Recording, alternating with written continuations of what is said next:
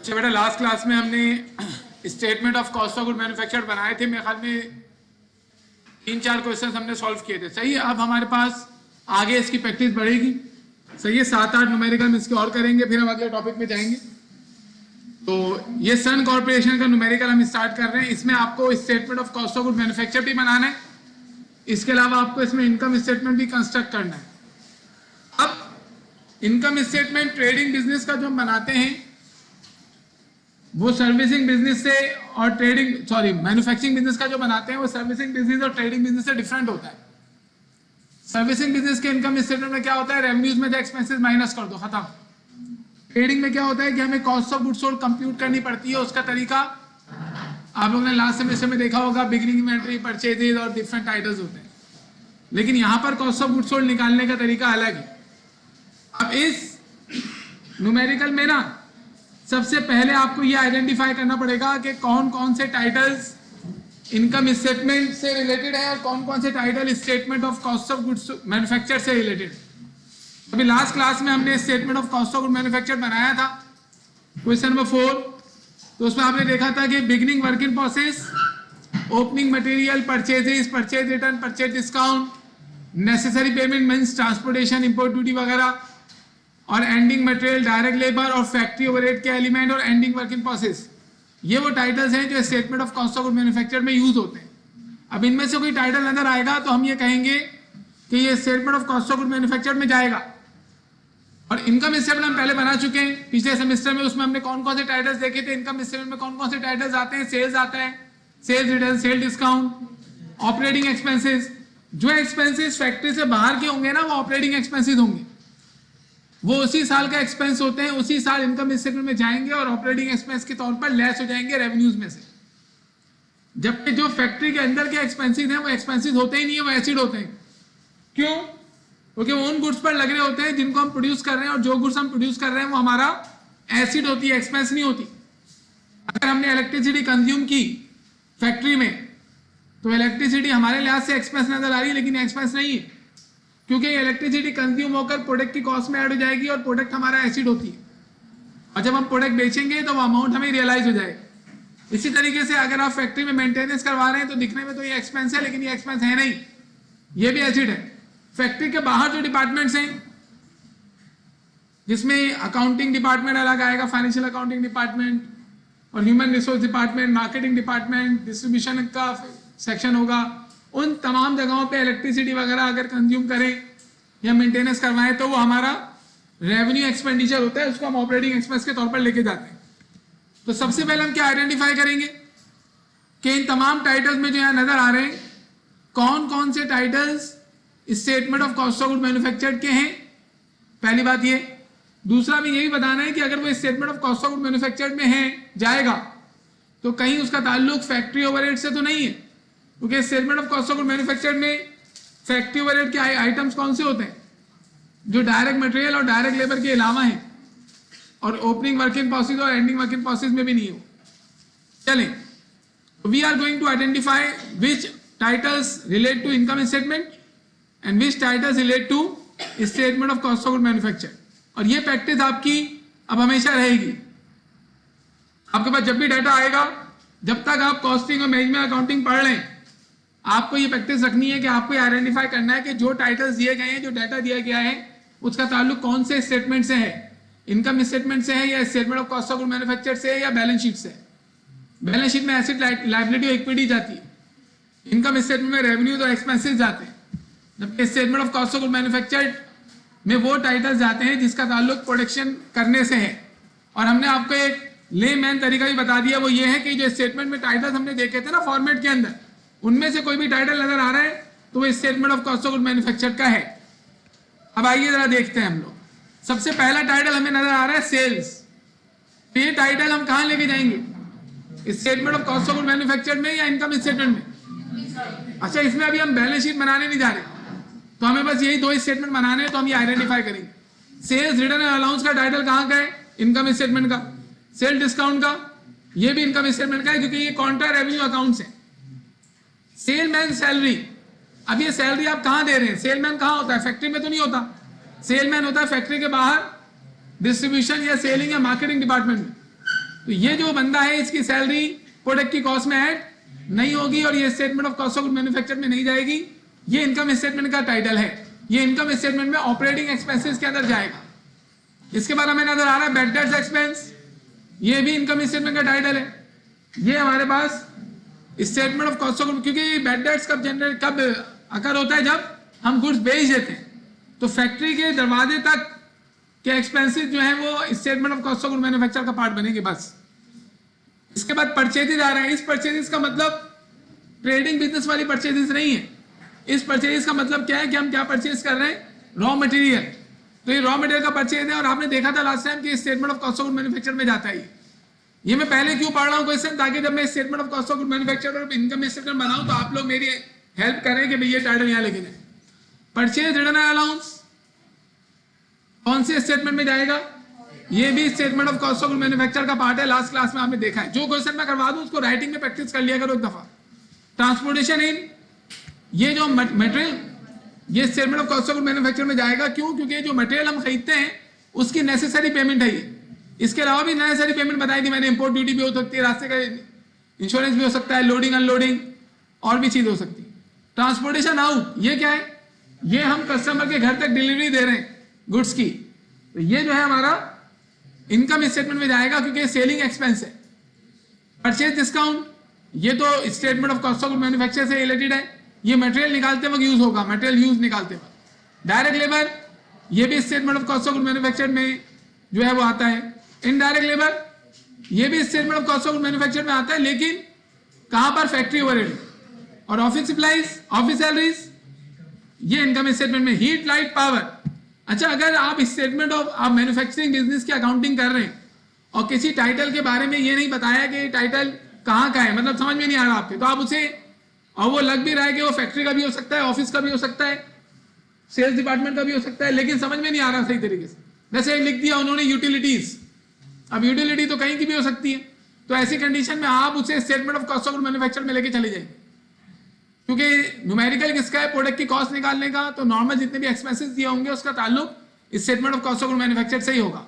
अब यहाँ heat light power लिखी हुई है, मतलब इसमें क्या होगा, गैस और इलेक्ट्रिसिटी वगैरह का बिल है, ये 4000। अभी यहां तक तो कुछ भी नहीं लिखा हुआ तो हम बोलेंगे फैक्ट्री ओवरहेड का है, लेकिन नीचे देखें यहां पर इन्होंने नीचे डिस्ट्रीब्यूशन दी हुई है। इस तरीके से किसी भी टाइटल की डिस्ट्रीब्यूशन दी जा सकती है। इन्होंने डिस्ट्रीब्यूशन दी हुई है कि हीट लाइट पावर या एंड में दी हुई है। 60% आप फैक्ट्री में लेके जाएंगे, 30% सेलिंग और 10% admin. Selling expense of income statement का पार्ट होता है। जो ऑपरेटिंग एक्सपेंसेस होते हैं ना, उसकी डिफरेंट काइंड्स बनती हैं, selling expense, general expense, administrative expense, distribution expense, इस तरीके से बनाते हैं। लेकिन इसका मतलब ये होगा कि पूरी की पूरी जो हीट लाइट पावर है ये फैक्ट्री में नहीं जाएगी, ये statement of cost of good manufacture का पार्ट नहीं बनेगी, बल्कि इसमें से 60% statement of cost of good manufacture में जाएगी। फैक्ट्री रेंट, या तो साहब लिख दिया इसने फैक्ट्री का रेंट है, साहब लिख दिया फैक्ट्री का रेंट है, तो फैक्ट्री का रेंट कहां जाएगा, प्रोडक्ट की कॉस्ट में ऐड करने के लिए हम statement of cost of good manufacture में लेके जाएंगे, और statement of cost of good manufacture में ये फैक्ट्री ओवरहेड में जाएगा। इंश्योरेंस मशीन, ये सारी एक्सरसाइज जो है ना, ये आपको हर न्यूमेरिकल के साथ करनी है। अभी मैं बोल बोल के कर रहा हूँ तो टाइम लग रहा है, आप लोग ऐसे कर लेंगे, बस लिख लेना आपको, ये इनकम स्टेटमेंट का है, ये statement of cost of good manufacture का, इससे ईजी होगा आपको सॉल्व करना। पहले क्वेश्चन पढ़ लें और सब लिख लें। इंश्योरेंस मशीनरी एंड इक्विपमेंट, तो मशीन एंड इक्विपमेंट कहाँ होगी, फैक्ट्री में होगी, और कुछ भी नहीं लिखा हुआ तो हम तो यही एज्यूम करेंगे कि ये फैक्ट्री का ही इंश्योरेंस से करवाया है इन्होंने। ये भी statement of cost of good manufacture में जाएगा, फैक्ट्री ओवरहेड में। डेप्रिसिएशन ऑफिस फर्नीचर, यहाँ इन्होंने बता दिया है। अब ये ऑफिस का फर्नीचर का डेप्रिसिएशन है, तो ये कहाँ लेके जाएंगे अब, इनकम स्टेटमेंट में। इनकम स्टेटमेंट में भी ऑपरेटिंग एक्सपेंस की 2 काइंड बनाएंगे हम, एडमिन एक्सपेंस और सेलिंग एक्सपेंस। तो ये जो ऑफिस है ये एडमिनिस्ट्रेटिव एक्सपेंस होगा ना, ऑफिस के जितने भी एक्सपेंसेस होंगे वो एडमिनिस्ट्रेटिव होंगे, और सेलिंग तो आपको मालूम है कि अभी प्रोडक्ट सेल करवाने के लिए कर रहे हैं। इंटरेस्ट एक्सपेंस, इंटरेस्ट और टैक्स, ये दोनों इनकम स्टेटमेंट में जाएंगे, लेकिन ये ऑपरेटिंग एक्सपेंस नहीं होते, ये नॉन ऑपरेटिंग एक्सपेंस होते हैं, इनको अलग से लेस करते हैं। अभी हम करेंगे अलग से लेस, तो देखिएगा आगे जाइए, बहुत इंपॉर्टेंट है कि जब इनकम स्टेटमेंट बनाया जाता है तो आप सारे ऑपरेटिंग एक्सपेंस लेस कर देते हो, उसके बाद जो इनकम आती है उसमें से पहले इंटरेस्ट लेस होता है, फिर टैक्स लेस होता है। फाइनेंस में ये बहुत यूज होता है, आगे फाइनेंस जो पढ़ेंगे आप आगे वाली एडवांस, उसमें यूज बहुत हो गई। मिससेलेनियस मैन्युफैक्चरिंग ओवरहेड, यहां तो लिख दिया मैन्युफैक्चरिंग एक्सपेंसेस है, ये लिखा हुआ है इसमें, लेकिन मिससेलेनियस मतलब ये बताया नहीं है कौन से है, तो ये इनडायरेक्ट एक्सपेंसेस होंगे, ये भी कहां जाएंगे? हाँ, इनकम स्टेटमेंट में कहां से चले जाएंगे? Statement of cost of good manufacture में जाएंगे, और कहां पर? फैक्ट्री ओवरहेड में। अच्छा, अब जरा गौर से देखिएगा, पहले हमने पूरे न्यूमेरिकल को पढ़ के बाइफिकेट कर लेना है, ये टाइटल यहां का, ये टाइटल यहां का है। अब ये जो इन्होंने दिया हुआ है ना, ये इन्वेंट्रीज हैं, फिनिश गुड्स इन्वेंट्री। अब इस बारे में जरा एक बात सुन लें आप गौर से। जो मैन्युफैक्चरिंग बिजनेस होती, ट्रेडिंग बिजनेस था पहले, उसमें एक ही किस्म की गुड्स होती है, मतलब हम जो खरीदते हैं और बेच देते हैं बस, उसको हम कहते हैं मर्चेंडाइज इन्वेंट्री। लेकिन ट्रेडिंग बिजनेस, जो मैन्युफैक्चरिंग बिजनेस है, उसमें 3 किस्म की इन्वेंट्रीज होती है। एक वो इन्वेंट्री होती है जो रॉ मटेरियल की शक्ल में हमारे पास मौजूद हो, और एक वो इन्वेंट्री होती है जो प्रोसेस में चल रही होती है, उसे कहते हैं हम गुड्स इन प्रोसेस, और एक वो इन्वेंट्री होती है जो फिनिश गुड्स की फॉर्म में स्टोर रूम में रखी हुई होगी, यानी जो स्टोर रूम में अवेटिंग फॉर सेल है, प्रोड्यूस तो हो गई लेकिन बिकी नहीं है, वो भी हमारी इन्वेंट्री है। और जो अभी फैक्ट्री में प्रोड्यूस हो रही है, प्रोसेस में चल रही है, काम हो चुका है, उसमें थोड़ा सा काम बाकी है, मतलब काम स्टार्ट हो गया उसमें, वो भी हमारी इन्वेंट्री है, उसे हम गुड्स इन प्रोसेस कहते हैं। और जो स्टोर रूम में रखा हुआ है रॉ मटेरियल, वो भी हमारी इन्वेंट्री है। जबकि ऐसी चीज ट्रेडिंग बिजनेस में नहीं होती। तो यहां पर अगर आप मैन्युफैक्चरिंग बिजनेस की बैलेंस शीट बनाएं तो वहां 3 किस्म की इन्वेंट्रीज जाएंगी, रॉ मटेरियल की, फिनिश गुड्स की और वर्क इन प्रोसेस की। तो इन्होंने हमें तीनों इन्वेंट्रीज दी हुई है, finish goods inventory, goods in process inventory और मटेरियल इन्वेंट्री। आप लोगों ने ट्रेडिंग बिजनेस का इनकम स्टेटमेंट बनाया था पहले, तो उसमें 2 किस्म की इन्वेंट्रीज थी ना, बिगिनिंग इन्वेंट्री और एंडिंग इन्वेंट्री, वो दोनों मर्चेंडाइज इन्वेंट्री थी। इसी तरीके से यहां पर 3 किस्म की इन्वेंट्रीज की बिगिनिंग और 3 किस्म की इन्वेंट्रीज की एंडिंग देगा आपको, फिनिश गुड्स की beginning ending, goods in process की बिगिनिंग एंडिंग और मटेरियल की बिगिनिंग एंडिंग। और आपको मालूम है कि जो आप statement of cost of good manufacture बनाते हैं, उसमें कौन सी इन्वेंट्रीज जाती है? Finish goods, goods in process या मटेरियल की इन्वेंट्री? जो हम लोगों ने statement of cost of good manufacture बनाया था, सोच समझ के आंसर दिया करो भाई, उसके फॉर्मेट में कौन कौन सी इन्वेंट्रीज यूज हुई थी? फिनिश गुड्स की, गुड्स इन प्रोसेस की या मटेरियल की? आप बताएं। हाँ, फिनिश गुड्स की inventory statement of cost of good manufacture में हमने यूज नहीं की। देखें, ये आ रही है आपके पास वर्क इन प्रोसेस बिगिनिंग, सही है, ये आ गया ओपनिंग मटेरियल, इसका मतलब है बिगिनिंग वर्क इन प्रोसेस और बिगिनिंग मटेरियल यूज होगा। इधर आइए आप, ये एंडिंग मटेरियल, सही है, और ये आ गया हमारे पास ending work in process. Finish goods का तो कहीं भी statement of cost of good manufacture में टाइटल यूज नहीं हुआ था हमारा। इसका मतलब है जो 3 इन्वेंट्रीज है ना हमारी, फिनिश गुड्स की इन्वेंट्री, गुड्स इन प्रोसेस की इन्वेंट्री और मटेरियल की इन्वेंट्री, इसकी ओपनिंग और एंडिंग बैलेंसेस में यूज तो हम करेंगे, लेकिन कौन सी इन्वेंट्री के? मटेरियल इन्वेंट्री की और गुड्स इन प्रोसेस के। किसकी बात कर रहे हैं हम? Statement of cost of good manufacture. Finish goods की inventory statement of cost of good manufacture का पार्ट नहीं, मैंने आपको फॉर्मेट भी दिया था, क्वेश्चन भी सॉल्व करवाया है। तो फिनिश गुड्स के नाम से कोई भी टाइटल नहीं आया था हमारा statement of cost of good manufacture में। ये फिनिश गुड्स की इन्वेंट्री इनकम स्टेटमेंट में यूज होगी। तो अभी आपको पता चल गया कि मैन्युफैक्चरिंग बिजनेस में कितने टाइप की इन्वेंट्री है? 3। कौन कौन सी? Finish goods, work in process and raw material. जिसमें से 2 टाइप की इन्वेंट्री कहां जाएगी statement of cost of good manufacture में? That is opening goods in process और वर्क इन प्रोसेस और मटेरियल, चाहे ओपनिंग हो या ending. Finish goods statement of cost of good manufacture में नहीं जाएगा। अब सारे टाइटल्स के बाद, अच्छा यहां पर ये जो 3 इन्वेंट्रीज है ना, finish goods, goods in process और मटेरियल, यहां भी लिखी हुई है और यहां भी लिखी हुई है, 2 मरतबा लिख रहे हैं। और इन तीनों के ऊपर हेडिंग डली हुई है क्या? कि ये एंडिंग इन्वेंट्रीज है। इसका मतलब ये तीनों कौन सी इन्वेंट्रीज है? बिगिनिंग इन्वेंट्रीज है, ओपनिंग इन्वेंट्रीज है। Now we will make statement of cost of good manufacture and income statement of Sun Corporation. इस क्वेश्चन में जो मैंने आपको चीजें बताई हैं, अब अगले क्वेश्चन में ये इंप्लाइड होगा कि आपको पता है कि 3 टाइप की इन्वेंट्रीज होती है, और रॉ मटेरियल और गुड्स एंड प्राइस की inventory statement of cost of good manufacture में जाती है, और फिनिश गुड्स की इन्वेंट्री इनकम स्टेटमेंट में जाती है। और ये काम भी कि हमें पहले ही आइडेंटिफाई करना है कि कौन सा टाइटल इनकम स्टेटमेंट में जाता है और कौन सा टाइटल बैलेंस शीट में, statement of cost of good manufacture में जाता है। अभी जो अभी आए हैं, टाइम पे आया करें। हम लोग इस क्वेश्चन का statement of cost of good manufacture और इनकम स्टेटमेंट बनाने जा रहे हैं।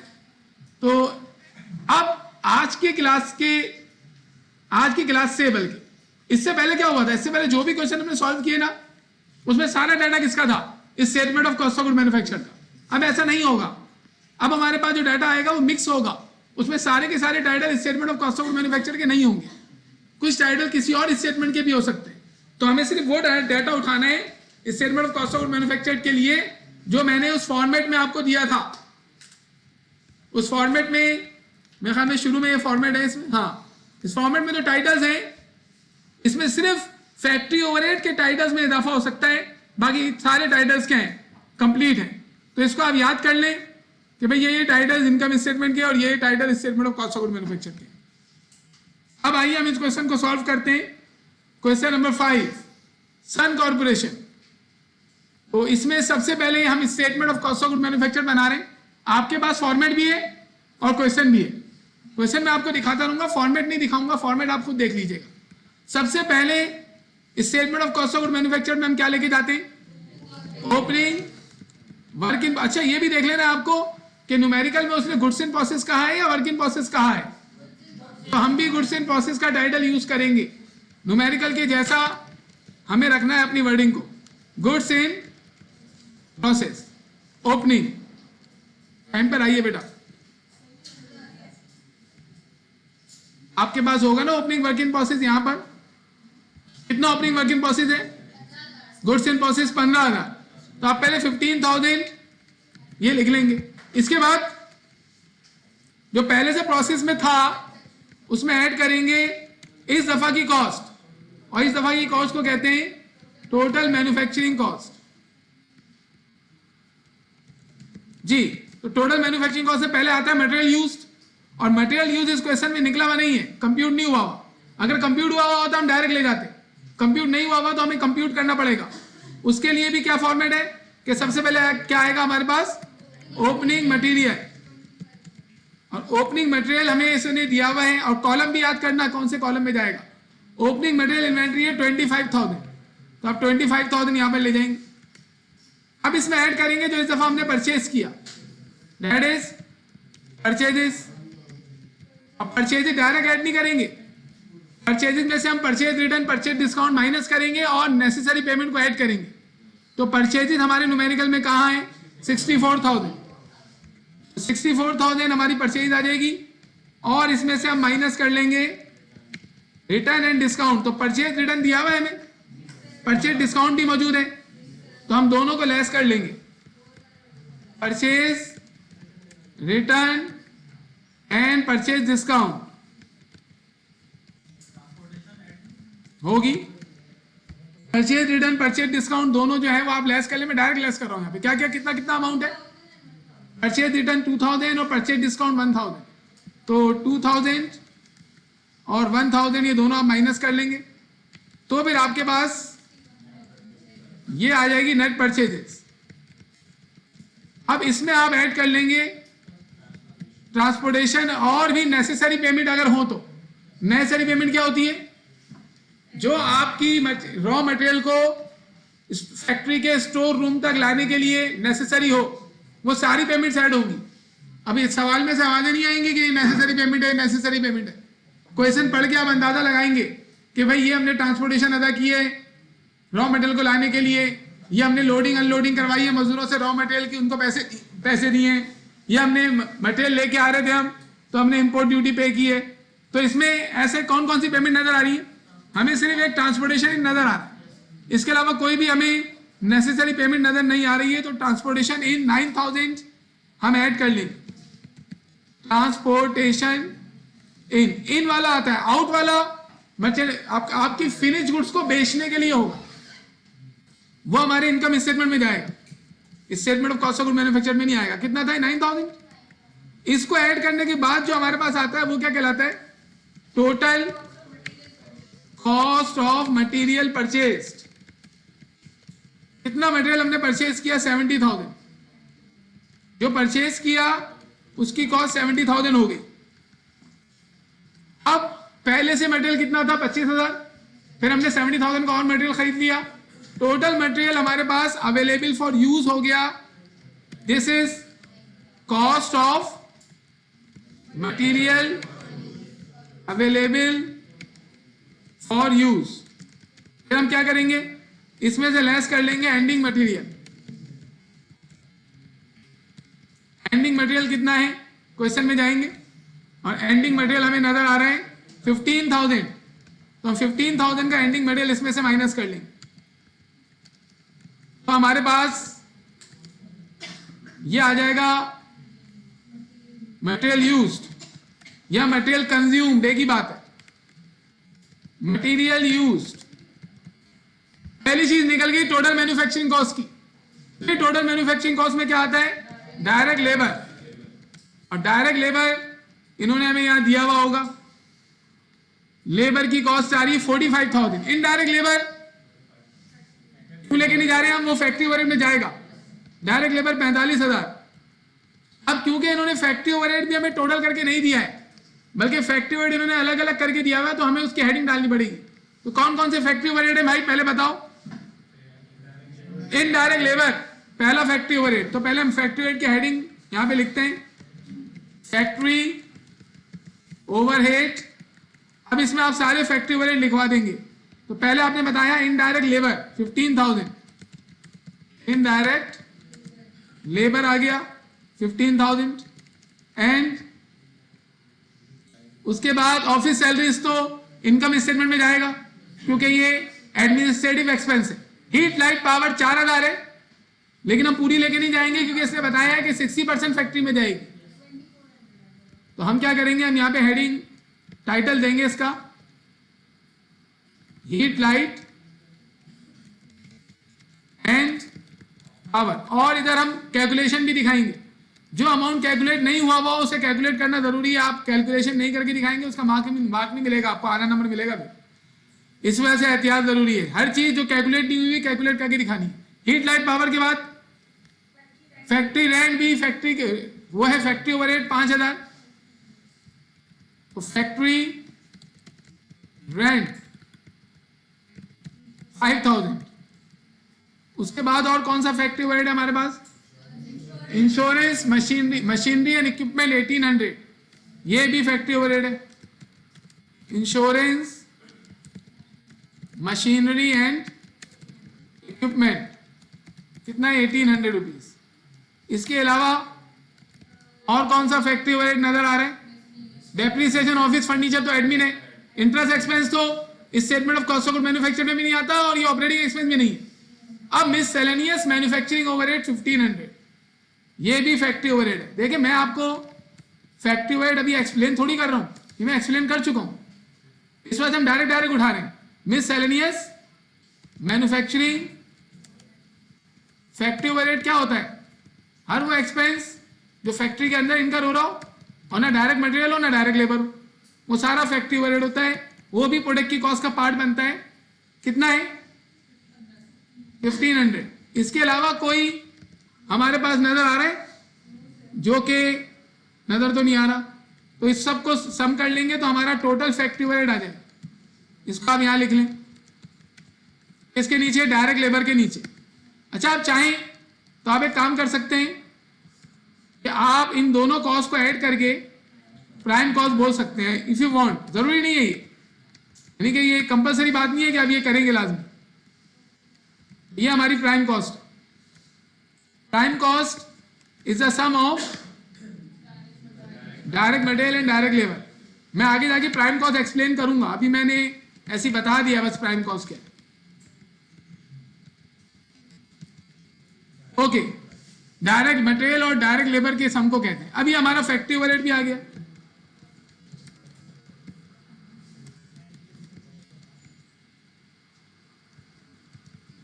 जी अब क्या करेंगे हम, ये मटेरियल लेबर का सम है और ये फैक्ट्री ओवरहेड है, इन तीनों को सम करेंगे तो हमारे पास क्या आ जाएगी, टोटल मैन्युफैक्चरिंग कॉस्ट। देखिए ये statement of cost of good manufactured में ये तीनों अमाउंट मटेरियल लेबर और फैक्ट्री ओवरहेड को सम करते हैं, तो टोटल मैन्युफैक्चरिंग कॉस्ट जो आती है ना उसको यहां लिखते हैं, किसके नीचे, ओपनिंग मटेरियल के नीचे। तो ओपनिंग मटेरियल के नीचे आपने लिखा ये, this is total manufacturing cost. अब ये दोनों ऐड हो जाएंगे, बिगिनिंग वर्क इन प्रोसेस और ये आपने लास्ट क्लास में किया हुआ है, इन दोनों का सम कर लेंगे। ये आ गया हमारे पास total cost of work in process, इसको हम अभी लार्ज कर रहे हैं। Total cost of work goods in process, goods in process. अब इस total cost of goods in process में से हम क्या करेंगे, ending goods in process less कर लेंगे। तो देखिए हमारे पास कौन कौन सी इन्वेंट्रीज यूज हुई, गुड्स इन प्रोसेस और मटेरियल। अब एंडिंग गुड्स इन प्रोसेस कितना है यहां पर, ending goods in process inventory 15,500। ये पता है ना आपको क्या होती है, जो गुड्स हमने स्टार्ट की प्रोड्यूस करना लेकिन वो मुकम्मल नहीं हो सकी, उनकी कॉस्ट चाहिए, इसको टोटल प्रोसेस की कॉस्ट में से लेस कर लेंगे तो उन गुड्स की कॉस्ट आ जाएगी जो कंप्लीट हो गई है। And this is cost of goods manufacture. तो एक स्टूडेंट कह रहा है कि सर ये तो 1,50,200 जो आया है ना, ये cost of finish goods manufactured है। तो उसकी बात सही है, वही बात है, कॉस्ट ऑफ गुड्स मैन्युफैक्चर्ड या cost of finish goods manufactured एक ही बात है। अब आप देखें हमारे पास जो गुड्स मैन्युफैक्चर हुई हैं इस दफा वो हमें कितने की पड़ गई, 1,50,200 की। अब ये यहां से निकल के कहां चली जाएंगी, गोदाम में। पहले से हमारे पास फिनिश गुड्स कितने की पड़ी हुई थी, ये गुड्स से फिनिश गुड्स इन्वेंट्री 35,000 जो नजर आ रही है ना, इसका मतलब है पिछले पीरियड में जो गुड्स मैन्युफैक्चर हुई थी उसमें से 35,000 की गुड्स मैन्युफैक्चर हो तो गई थी लेकिन ये सेल नहीं हुई थी, तो ये गोदाम में पड़ी हुई थी एक दिन, मतलब ये पिछले साल के एंड में हमारे पास बच गई थी। 35,000 की गुड्स पहले से स्टोर रूम में थी और हमने कितने की प्रोड्यूस कर ली, 1,50,200 की। हमारे पास टोटल स्टोर रूम में कितना माल आ गया, 1,50,200 प्लस 35,000, इनको सम कर लेंगे टोटल इन्वेंट्री आ जाएगी। उसमें से अभी कितनी इन्वेंट्री हमारे पास मौजूद है, ये देखें एंडिंग इन्वेंट्री 30,500 का मतलब क्या है कि इस साल के एंड में स्टोर रूम में 30,500 की फिनिश गुड्स रखी हुई है जो प्रोड्यूस तो हो गई थी लेकिन सेल नहीं हुई। तो टोटल अगर फॉर एग्जांपल अभी देख लें, टोटल इन्वेंट्री थी हमारे पास बिगिनिंग 35,000, हमने प्रोड्यूस की 1,50,000 की। अगर इनको हम ऐड कर लें 35,000 था ना, हमारे पास टोटल इन्वेंट्री आ गई 1,85,000 की। और अभी स्टोर रूम में कितने की इन्वेंट्री पड़ी हुई है, 30,500। तो अगर हम इसमें से माइनस कर ले 30,500 की गुड्स, तो ये वो गुड्स हैं जो सेल हो गई, यानी 1,54,700 ये उन गुड्स की कॉस्ट है जो सेल हो गई। कॉस्ट है, कॉस्ट सेलिंग प्राइस नहीं, मतलब इतने की हमें पड़ी थी जो गुड्स हमने बेची। टोटल गुड्स हमें कितने की पड़ी, 1,85,200 की बिगिनिंग इन्वेंट्री मिला के, उसमें से ये गुड्स हमने बेच दी है, बाकी हमारे पास रखी हुई।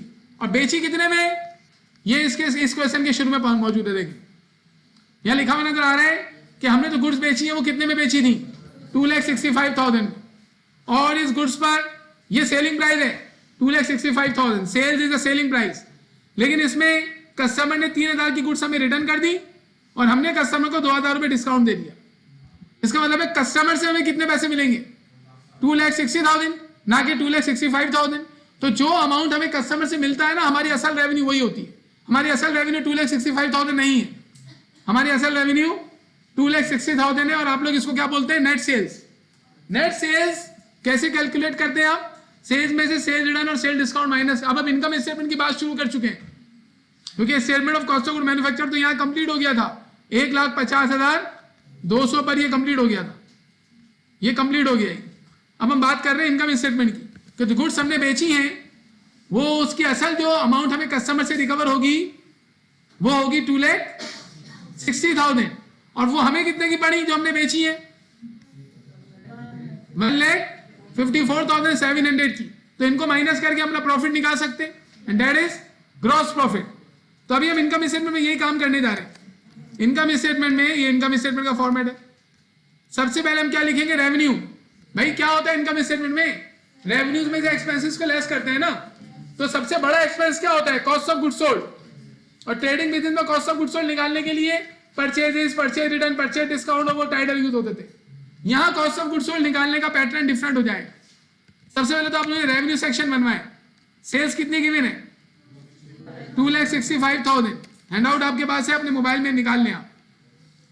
लेस कर लेंगे इसमें से क्या, सेल्स रिटर्न और सेल्स डिस्काउंट। क्यों लेस कर लेंगे, क्योंकि ये अमाउंट हमें कस्टमर से नहीं मिलेगा। कितना, 3000 एंड 2000 यहां मौजूद है ना, 3000 2000 माइनस कर लेंगे हम इन दोनों को,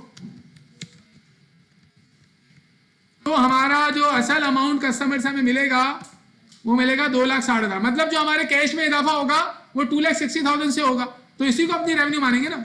लेकिन शो सारा करेंगे हम कि हमने असल में 2,65,000 की गुड्स बेची थी, इतने रिटर्न हुआ, इतना डिस्काउंट मिला, डिटेल इंफॉर्मेशन देंगे। अब इसमें से लेस करना होता है कॉस्ट ऑफ गुड्स सोल्ड। ये आ रहा है आपके लिए एक नया आइटम, जिन लोगों ने स्टेटमेंट फर्स्ट टाइम पढ़ा है।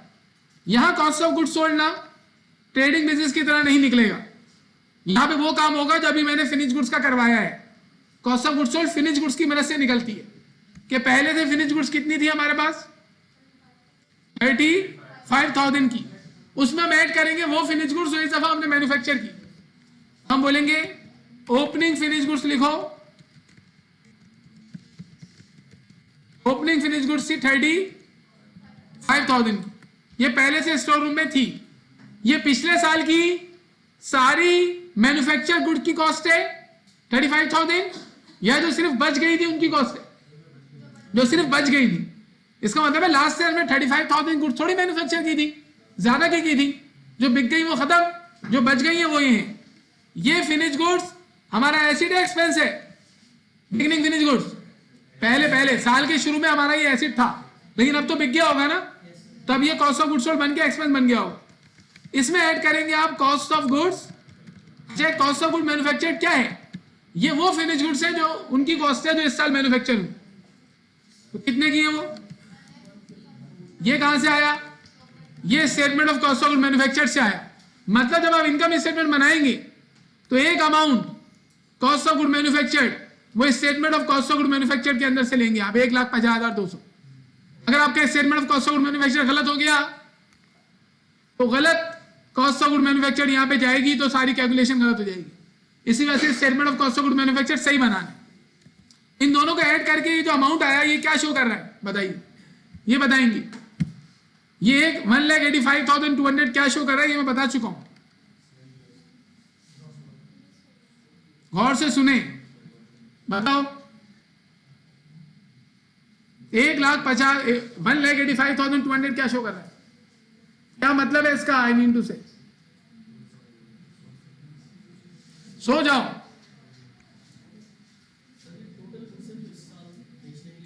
हाँ, पूरे साल हमारे पास 1,85,200 की गुड्स अवेलेबल थी बेचने के लिए। देखिए आपको मेहनत करनी पड़ेगी, आप घर जाके पढ़ा करें और चीजों का एनालाइज किया करें, खुद भी सोचें ना। अब 1,85,000 होना ये चाहिए कि आप, मैं जब आगे काम करवाने वाला हूं तो आपको पहले से पता हो अब क्या होने वाला है। ये टोटल वो गुड्स है, ये आपने पहले भी ट्रेडिंग बिजनेस में भी किया हुआ है, उधर भी आप इसको एक टाइटल देते थे। क्या टाइटल देते थे, cost of goods available for cell. पूरे साल हमारे पास 1,85,200 की गुड्स बेचने के लिए अवेलेबल थी। इसमें से हम लेस कर लेंगे कौन सी गुड्स जो नहीं बिकी, उन्हें कहते हैं हम एंडिंग फिनिश गुड्स। क्यों लेस कर रहे हैं, जो नहीं बिकी उनको लेस इस वजह से कर रहे हैं ताकि वो अमाउंट मालूम चल जाए उन गुड्स का जो सेल हो गई है।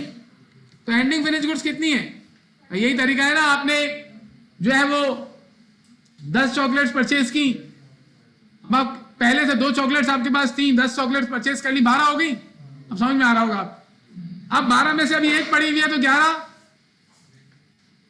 मतलब अपने लिए लाए घर पर। भाई 2 पहले से थी, 10 और खरीदनी, टोटल कितनी हो गई, 12 हो गई ना। फिर 12 में से अभी एक रखी हुई है तो 11 आप खा गए। बिल्कुल वही चीज है यार, ये तुम लोगों को जवाब देना चाहिए, हमें तो बहुत आगे जाना है भी। एंडिंग फिनिश गुड्स कितना है बेटा, 30,500, ये माइनस कर लेंगे इसमें से ताकि हमें ये मालूम चले कि जो गुड्स हमारी बिक गई है उनकी कॉस्ट क्या है। ये बच्चों वाली चीज है जो अभी हम डिस्कस कर रहे हैं, लेकिन मुझे बताना है, मैं आगे जल्दी से निकाल के लेके जाऊंगा ना आपको, लेकिन आप इसका जवाब नहीं देंगे तो मुझे रुक जाना पड़ेगा, खराब हो जाएगा मामला जी। तो ये आनी चाहिए 1,54,700, 1,54,700 negative. This is what, cost of goods sold. Sold, available for cell नहीं है, अवेलेबल फॉर सेल ये था। टोटल हमारे पास 1,85,280 गुड्स थी और ये गुड्स नहीं बिकी तो ये गुड्स बिक गई। इतने वाली गुड्स बेची है, देखिए 1,54,700 का मतलब ये है कि जो गुड्स हमने बेची है ना इस साल, उस पर हमारा 1,54,700 रुपीज लगा था, हमारे पैसे लगे थे इतने उस पे, और हमने कस्टमर को कितने के बेच दी? 2,60,000 की। 2,60,000 हमें कस्टमर से मिले और हमारे 1,54,700 रुपीज लगे हुए थे, तो हमें इजाफी पैसा मिला ना कस्टमर से, कितना वो मालूम करने के लिए 2,60,000 में से माइनस कर लेंगे आप। तो हमें कितना इजाफी पैसा मिला कस्टमर से? 1,05,300। इसे क्या कहते हैं? Gross profit. अब आप देखें यहां पर जो कॉस्ट ऑफ गुड्स सोल्ड हमने निकाला है ना, ये portion, this portion is different as compare to trading business. Trading business में ऐसे नहीं बनता था ये, बाकी इनकम स्टेटमेंट पूरा का पूरा ट्रेडिंग बिजनेस जैसा ही है। इसके बाद जो ट्रेडिंग बिजनेस में होता था यहां पर भी वही होगा। क्या होगा? अब ये मैंने बता दिया आपको। अब यहाँ पे पेपर में ये नहीं करना कि यहाँ पे आप लिख रहे हो purchase, purchase return, purchase discount. Manufacturing business में यहाँ परचेज वगैरह नहीं आता। क्यों? क्योंकि उस परचेज का मतलब मटेरियल की परचेज है और वो ऑलरेडी हम कहाँ ले चुके हैं? Statement of cost of good manufacture में ले चुके हैं। यहाँ पे कोई परचेज वर्चेज नहीं आएगा। अब इसमें से लेस करेंगे क्या चीज? Operating expenses. अब एक बात गौर से सुनिएगा और ये चीज आपको लाजमी करनी है जो कम्युनिकेट की जा रही है। ऑपरेटिंग एक्सपेंस की टाइप्स होती है। पहले आप लोग नहीं करते थे, लेकिन अब आप लोगों को वो ऑपरेटिंग एक्सपेंस के सेक्शंस बनाने पड़ेंगे। एडमिनिस्ट्रेटिव एक्सपेंस, सेलिंग और जर्नल। सेलिंग और डिस्ट्रीब्यूशन एक ही होता है, सही है? सेलिंग बनाओ या डिस्ट्रीब्यूशन बनाओ एक ही। अगर कोई एक्सपेंस ऑफिस का है तो उसे एडमिन एक्सपेंस में डाल देंगे, और अगर कोई एक्सपेंस सेल्स डिपार्टमेंट का है, डिस्ट्रीब्यूशन का, तो उसको सेलिंग एक्सपेंस में डाल देंगे। उसके अलावा अगर कोई एक्सपेंस बच रहा है और वो इंटरेस्ट और टैक्स नहीं है तो उसको जनरल एक्सपेंस में डाल देंगे। इंटरेस्ट और टैक्स तो ऑपरेटिंग एक्सपेंस में आता ही नहीं। तो अभी हमारे पास इस न्यूमेरिकल में जो एक्सपेंसेस बचे हैं जो इनकम स्टेटमेंट में जाएंगे, अब आप मुझे दोबारा आइडेंटिफाई करवाएंगे और ये बताएंगे कि वो सेलिंग में जाएगा या एडमिन में जाएगा या जर्नल में जाएगा। जैसे सबसे पहले हमारे पास आ रहा है salesman salaries, this is the operating expense, ये हमारे पास सेलिंग में जाएगा। बैड डेट एक्सपेंस, अब बैड डेट एक्सपेंस को अगर आप देखेंगे ना तो वैसे तो मुझे बताएं बैड डेट्स होता क्यों है? क्योंकि आपने उधार पे सेल किया है, उधार पे सेल करने की वजह से होता है, तो उसका ताल्लुक सेल से हुआ ना, तो ये सेलिंग एक्सपेंस होना चाहिए। लेकिन कुछ किताबों में ना ये एडमिन एक्सपेंस भी लिखा हुआ होता है, आप लोग पेपर में सेलिंग में डालेंगे इसको। इसके बाद ट्रांसपोर्टेशन आउट। ट्रांसपोर्टेशन आउट कौन सा? एडमिन है, सेलिंग है? ये भी सेलिंग है। और कौन सा नजर आ रहा है आपको? ऑफिस सैलरीज, ये का है? ये एडमिन है। हीट लाइट पावर, इसमें से हाँ 30% सेलिंग में, 10% एडमिन में, ये इसने लिख के दिया है। नहीं लिखता अगर ऐसा कुछ तो पूरा हम statement of cost of good manufacture में ले जा चुके होते। और कौन सा एक्सपेंस बचा? डेप्रिसिएशन ऑफिस फर्नीचर, और ऑफिस लिखा हुआ है इसने। ऑफिस के सारे एक्सपेंस कहाँ जाते हैं? एडमिन में, एडमिन में जाएगा। और कुछ बचा? इंटरेस्ट, इंटरेस्ट तो अलग से लेस करते हैं। अब आप लोग यहाँ पर दो पोर्शन बनवा लेंगे मुझे। पहले आप मुझे लिखवा दें एडमिनिस्ट्रेटिव एक्सपेंस। पहले आप लोग क्या करते थे? जितने भी एक्सपेंसेस होते थे उसको बाद ऑपरेटिंग एक्सपेंस में डायरेक्ट लिखकर टोटल करके माइनस कर देते थे, लेकिन अब ऐसे नहीं करना है, इसका काम है आगे। एडमिन एक्सपेंस में पहले आप मुझे बताएं क्या आएगा? एडमिन, एडमिन, एडमिन भाई, ऑफिस सैलरीज 35,000,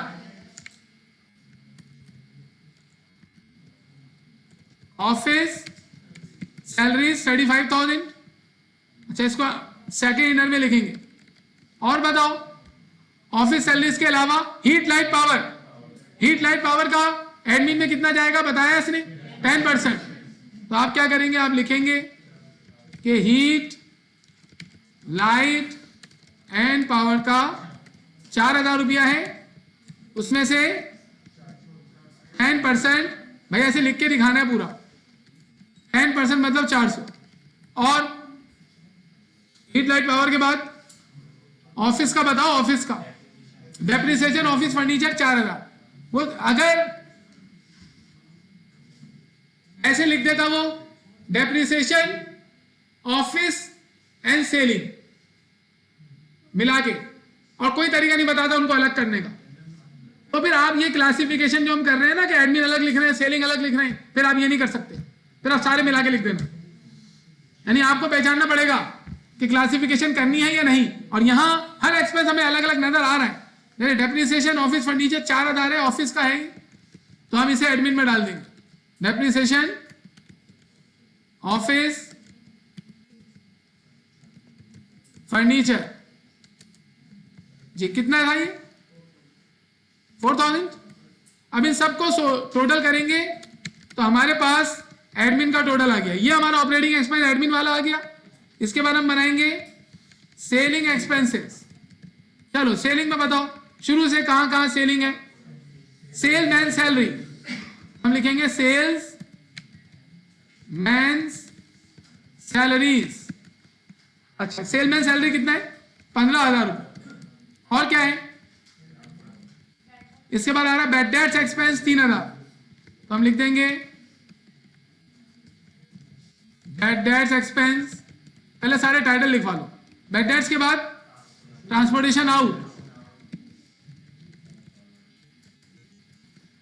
और ट्रांसपोर्टेशन आउट। इसके अलावा heat light power. Heat light power का कितना जाएगा? 30%, तो यहां पर आ गया 30%। अब इसके अमाउंट लिखवा दें आप। बैड डेट्स कितना है?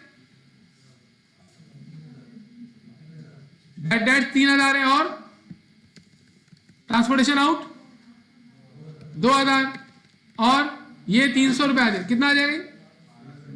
1,200 रुपए। इन सबको सम कर लेंगे तो ये हमारा आ गया सेलिंग। अब टोटल ऑपरेटिंग एक्सपेंसेस देखे ना, ग्रॉस प्रॉफिट में तो ऑपरेटिंग एक्सपेंस लेस होते हैं, तो अब टोटल ऑपरेटिंग एक्सपेंस निकालने के लिए आप इन सबको सम कर लें दोनों को।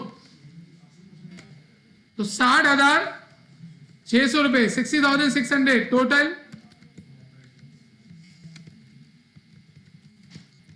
टोटल ऑपरेटिंग एक्सपेंसेस आ गए। इनको माइनस कर लेंगे, बचपन से बनाते हुए आ रहे हो। ये ऑपरेटिंग एक्सपेंस माइनस होंगे तो ये जो आया है, अगर इंटरेस्ट नहीं होता तो ऐसे हम बोलते थे नेट इनकम, लेकिन इंटरेस्ट है तो ऐसे बोलेंगे इनकम बिफोर इंटरेस्ट, और फिर इसमें से हम इंटरेस्ट एक्सपेंस भी लेस करेंगे। टैक्स होता तो क्या लिखते? Interest before interest, income before interest and taxes, फिर दोनों को अलग अलग लेस करते हैं, लेकिन अभी सिर्फ इंटरेस्ट ही है बस। तो इंटरेस्ट एक्सपेंस कितना है? इंटरेस्ट एक्सपेंस है 3,000 रुपए, ये रहा।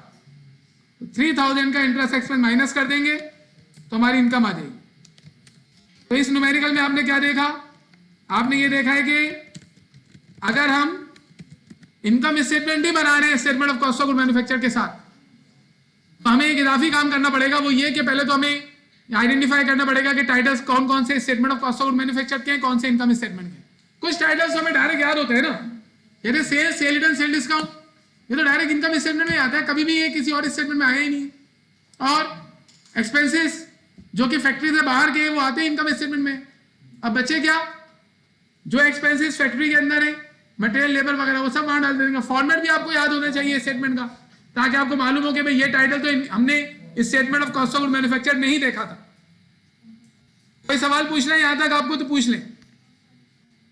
ओके,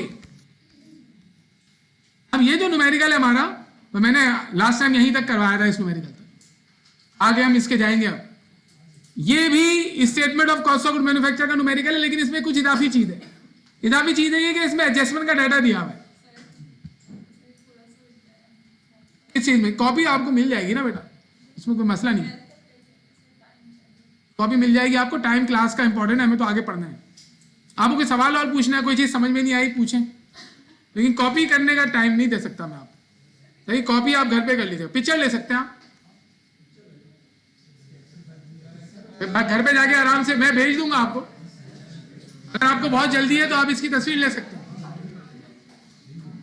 10, 9, 8, 7, 6, 5, ये income statement, 4, 3, 2, 1। Thank you. Okay बेटा, सवाल में देखिए आप, क्वेश्चन का अगर फॉर्मेट चेंज हो जाए तो भी आपको परेशान होने की जरूरत नहीं है। आपको हर चीज अपने फॉर्मेट के मुताबिक तलाश करनी है। आपका format statement of cost of good manufacture का जो है उसमें हमें क्या पहले क्या चाहिए, ओपनिंग वर्किंग प्रोसेस। अब वो ओपनिंग वर्किंग प्रोसेस तो कहीं भी लिखे सवाल में, जरूरी थोड़ी है कि आपका क्वेश्चन जो है वो हमेशा उसी फॉर्मेट में आए जिस फॉर्मेट में हमने देखे। आपको अपनी चीजें तलाश करनी है, तो you should know the format, याद होना चाहिए आपको। The following data relate to Day Light manufacturing company. Day Light manufacturing company का डाटा है कब का, 1998 दिसंबर 31, मतलब साल के एंड का डाटा ही।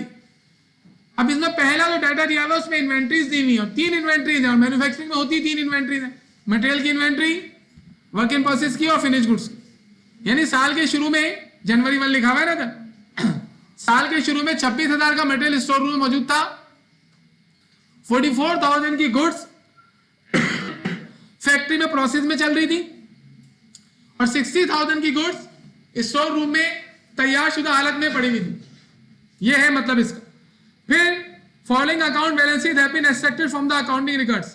अब ये डाटा नजर आ रहा है। Now we have to identify कौन सा statement of cost of good manufacture का है और कौन सा इनकम स्टेटमेंट का है। जी, पहला टाइटल परचेजेस कहां का है, statement of cost of good manufacture. Purchase return statement of cost of good manufacture, क्योंकि ये मटेरियल का रिटर्न है। Sales income statement, sales return income statement. Purchase discount statement of cost of good manufacture, sale discount income statement. Freight in statement of cost of good manufacture, और उसके बाद import duty statement of cost of good manufacture में material की cost में add होगा।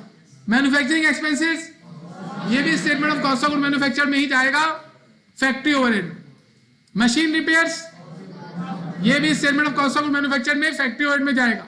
Factory heat light and power, अब इसने तो बोल ही दिया, इसने स्टेप लगा दी कि ये heat light and power factory की ही है, तो ये statement of cost of good manufacture में फैक्ट्री ओवरहेड में जाएगा। फैक्ट्री इंश्योरेंस ये भी statement of cost of good manufacture में फैक्ट्री ओवरहेड में जाएगा। Direct labour statement of cost of good manufacture में जाएगा। फोरमैन मैनेजर को कहते हैं, और मैनेजर की सैलरी डायरेक्ट लेबर होती है इनडायरेक्ट लेबर, इनडायरेक्ट लेबर, तो इनडायरेक्ट लेबर भी statement of cost of good manufacture में जाएगा। और कहां पर, फैक्ट्री ओवरहेड। फैक्ट्री सप्लाईज ये भी statement of cost of good manufacture में जाएगा। कहां, अच्छा सप्लाईज जो है ना इनडायरेक्ट मटेरियल को कहते हैं, याद रखें आप, इनडायरेक्ट मटेरियल और सप्लाईज एक ही चीज होती। सेलिंग एक्सपेंस ये तो इनकम स्टेटमेंट में जाएगा, और एडमिनिस्ट्रेटिव एक्सपेंस ये भी इनकम स्टेटमेंट में। लेकिन इसने यहां पर बात खत्म नहीं की, इसने बोला मैं नहीं छोड़ूंगा आपको, इसने और डाटा भी दिया हुआ है, एडिशनल इंफॉर्मेशन। अब इसमें भी कुछ टाइटल ऐसे होंगे जो इनकम, हम एडजस्टिंग एंट्री नहीं बनाएंगे, एडजस्टिंग एंट्री नहीं बनाएंगे हम, बस एडजस्टिंग एंट्री का डाटा निकाल लेंगे। एडिशनल इंफॉर्मेशन में क्या लिखा हुआ है, दिसंबर 31, 1998, मतलब के साल के एंड की है ये इन्वेंट्रीज, ये तीनों इन्वेंट्री साल के एंड की है। तो इसमें से रॉ मटेरियल और वर्क इन प्रोसेस की inventory statement of cost of good manufacture में, और फिनिश गुड्स की इन्वेंट्री इनकम स्टेटमेंट में जाएगी। फिनिश गुड्स की मदद से हम निकालते हैं cost of goods sold income statement. अब ये क्या बोल रहा है, सेकंड पॉइंट में बोल रहा है डेप्रिसिएशन फैक्ट्री बिल्डिंग का 4,000 है, प्लांट एंड मशीनरी का 10,000 है, और ऑफिस फर्नीचर का 3,000। तो फैक्ट्री बिल्डिंग कहां, कॉस्ट ऑफ गुड मैन्युफैक्चर में, प्लांट एंड मशीनरी भी कॉस्ट ऑफ गुड मैन्युफैक्चर में, ऑफिस फर्नीचर इनकम स्टेटमेंट।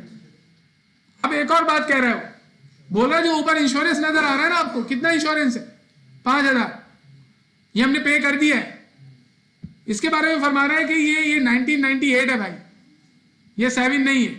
ये क्या लिखा हुआ है, हाँ ये 8 लिखा हुआ है, ये 7 नहीं है, दिस इज नॉट 7। इसको आप अपने पास सही कर लीजिए।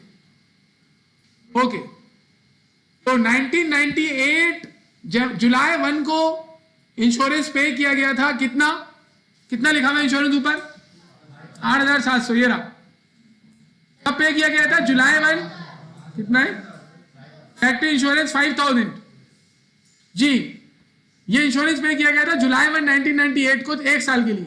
और आज क्या डेट है, इन्होंने दिसंबर 31, 1998, तो 1 साल में से कितना पीरियड गुजर गया, 6 महीने।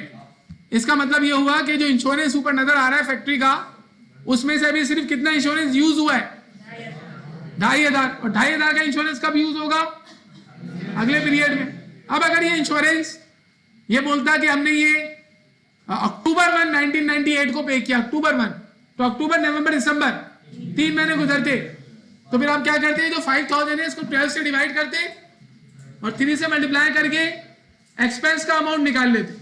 ये इंश्योरेंस कहां का करवाया है? फैक्ट्री का।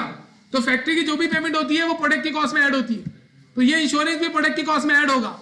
लेकिन पूरा 5000 का इंश्योरेंस इस दफा की प्रोडक्ट की कॉस्ट में ऐड नहीं होगा। ओके, इसमें सिर्फ 2500 का इंश्योरेंस इस दफा की प्रोडक्ट को बनाने के लिए यूज हुआ है। इसका मतलब है सिर्फ कितना इंश्योरेंस जाएगा statement of cost of good manufactured में? 2500। अगर ये एडजस्टमेंट नहीं दी हुई होती तो पूरा ले जाते आप, और अगर एडजस्टमेंट दी हुई हो तो उसके लिहाज से कैलकुलेट करेंगे वो वाला अमाउंट जो इस दफा एक्सपेंस हो गया। अच्छा, फैक्ट्री में इंश्योरेंस यूज हो गया कितना? 2500। दिखने में ये यूज हो गया लेकिन ये एक्सपेंस नहीं है, ये प्रोडक्ट की कॉस्ट में ऐड होकर एसिड बन गया। फैक्ट्री में जो भी चीज यूज होती है वो सब प्रोडक्ट की कॉस्ट में ऐड होकर कस्टमर से रिकवर हो जाती है, एसिड होती है हमारा।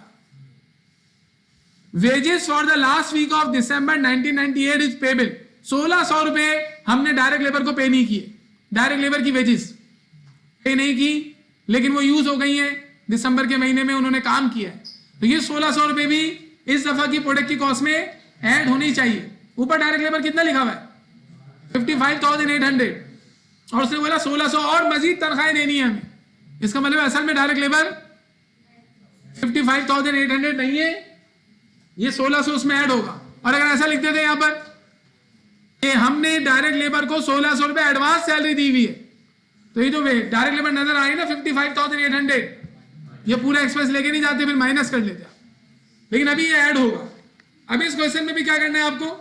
You have to prepare statement of cost of good manufactured and income statement, और इस न्यूमेरिकल के बाद हम लोग वो नहीं करेंगे जो हम लोग अभी करते हुए आ रहे हैं, बल्कि हम वो चीजें कैलकुलेट करेंगे जो हमें दी हुई होती है।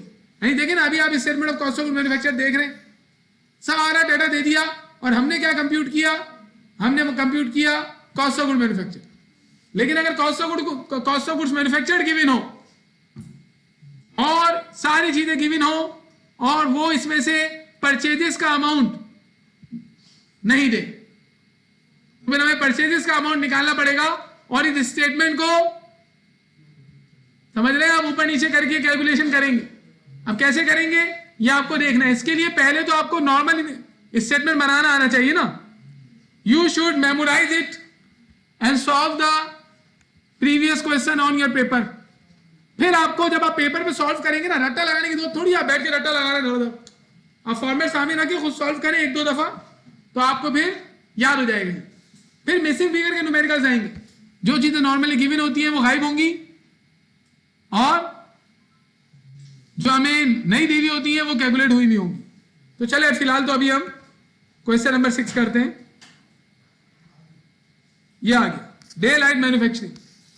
जल्दी जल्दी इसको सॉल्व करवाएं। सबसे पहले क्या करेंगे? सबसे पहले क्या चाहिए? Opening what? Opening work in process दिया हुआ 44,000, 44,000। हम पहले ओपनिंग वर्क इन प्रोसेस ले लेंगे, और ओपनिंग वर्क इन प्रोसेस को फर्स्ट कॉलम में लिख लेंगे, कितना था? 44,000। अब इसमें क्या करना होता है? हमें इस दफा की कॉस्ट ऐड करनी होती है, that is total manufacturing cost. अगर किसी ने प्रैक्टिस नहीं की है तो डायरेक्ट इन क्वेश्चंस की प्रैक्टिस नहीं करें, प्रीवियस वाली करें, प्रीवियस से करते हुए आगे हैं, फिर आपको आसान लगेगा, वरना मुश्किल लगेगा आपको। थोड़ा मेहनत कर लो। ओपनिंग मटेरियल, जी ओपनिंग मटेरियल कितना है? 26,000। तो ओपनिंग मटेरियल यहां पर आ जाएगा 26,000। अब इसमें ऐड करेंगे हम क्या? Purchases, eight purchases. परचेज हमें नजर आ रही है 1,95,000, तो इसको हम यहां लिखेंगे सेकेंड इनर में, और इसमें से माइनस करेंगे परचेज रिटर्न और परचेज डिस्काउंट अगर है तो, और परचेज रिटर्न भी है, परचेज डिस्काउंट भी है, तो दोनों लेस कर लेंगे। सही है, लेस परचेज रिटर्न और परचेज डिस्काउंट।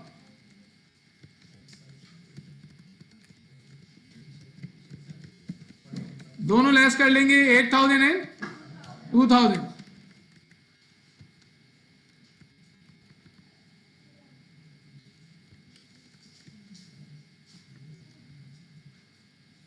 जी, तो लेस करने के बाद जो आता है इसे हम क्या बोलते हैं? Net purchases. और अगर ट्रांसपोर्टेशन वगैरह ना हो तो यही हमारी टोटल कॉस्ट ऑफ परचेज हो जाएगी, क्योंकि ट्रांसपोर्टेशन ऐड करके भी टोटल कॉस्ट ऑफ परचेज आती है ना। फिलहाल अभी तो ये नेट परचेज ही है, क्योंकि इन्होंने हमें न्यूमेरिकल में नेसेसरी पेमेंट दी हुई है। कौन कौन सी नेसेसरी पेमेंट है? एक तो फ्रेड इन है और एक इंपोर्ट ड्यूटी। दोनों की दोनों हमारी मटेरियल की कॉस्ट को बढ़ाएंगे। ऐड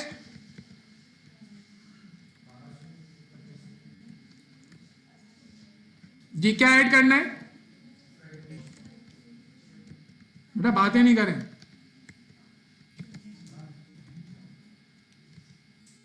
फ्रेड इन और इंपोर्ट ड्यूटी। मैं आप लोगों को क्वेश्चन देने वाला हूं करने के लिए।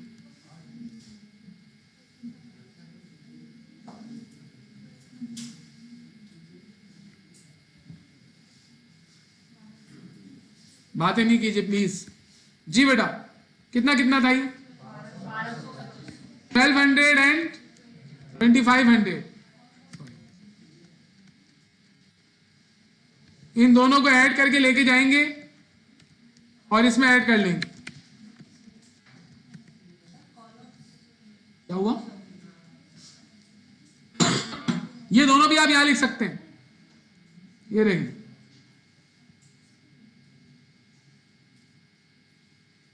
ये दोनों जो मैंने यहां लिखे हैं ना, इनको यहां से हटाएं। 8,000 2,000 यहां लिखें, फिर इन दोनों को ऐड करके लेके जाएं और यहां पर फिर इन्हें लेस कर लें। सही है? इस तरीके से आप कर सकते हैं। चार कॉलम्स यूज हो सकते हैं। इनको ऐड करेंगे तो आपके पास आ जाएगा टोटल जो हमारे पास मटेरियल हमें कितने का पड़ गया। खरीदा हमने जो मटेरियल है वो 1,88,700 का पड़ गया। This is total cost of material purchased. Total inventory पहले से कितने की थी? 26,000, 26,000। मजीद खरीद ली 1,88,700 की। तो इसको ऐड करके हमारा क्या आ जाएगा? टोटल मटेरियल जो हमारे पास अवेलेबल था यूज करने के लिए। क्या बोलेंगे इसको? Cost of material available for. फिर इसमें से हम भाई कोई नई चीज नहीं करवा रहा हूं, उसी चीज की प्रैक्टिस हो रही है। बताओ जल्दी जल्दी। लेस करेंगे एंडिंग मटेरियल। जी, एंडिंग मटेरियल कितना है? एंडिंग मटेरियल है 37,000। तो आप इसको इसमें से माइनस कर लेंगे तो हमारे पास क्या आ जाएगा? मटेरियल कंज्यूम्ड या material used. This is raw material या मटेरियल कंज्यूम्ड या यूज्ड। फिर इसमें हम क्या ऐड करते हैं? Direct labour. अब डायरेक्ट लेबर में एक प्रॉब्लम थी, मैंने आपको बताई थी अभी। क्या मामला था कि 55,800 तो डायरेक्ट लेबर लिखी हुई है, लेकिन इसके अलावा उसने एडिशनल डाटा में बताया है कि 1,600 मजीद डायरेक्ट लेबर को तनख्वाहें देनी है जो काम उन्होंने दिसंबर के महीने में किया है। जो काम लेबर ने दिसंबर के महीने में किया है उनकी सैलरी उनको मिली हो या नहीं मिली हो, वो अमाउंट उसी साल की प्रोडक्ट की कॉस्ट में ऐड होगा, ना कि अगले साल की प्रोडक्ट की कॉस्ट में। उसी साल की प्रोडक्ट की कॉस्ट में ऐड होगा। इसी वजह से लेबर की 55,800 जो हम उसे ऑलरेडी पे कर चुके हैं और 1,600 जो अभी हमने पे करने हैं, लेकिन काम उन लोगों ने कर लिया है, इन दोनों को हम प्रोडक्ट की कॉस्ट में ऐड करने के लिए इनको ऐड करेंगे। 55,800 प्लस 1,600। इस तरीके से कैलकुलेशन दिखानी होती है। जी बताएं। 57,000। अब इन दोनों को आप अगर सम कर लें तो आपकी आ जाएगी प्राइम कॉस्ट। मटेरियल की कॉस्ट और लेबर की कॉस्ट ऐड करने पर आपके पास आ जाएगी प्राइम कॉस्ट। जी, दिस इज व्हाट।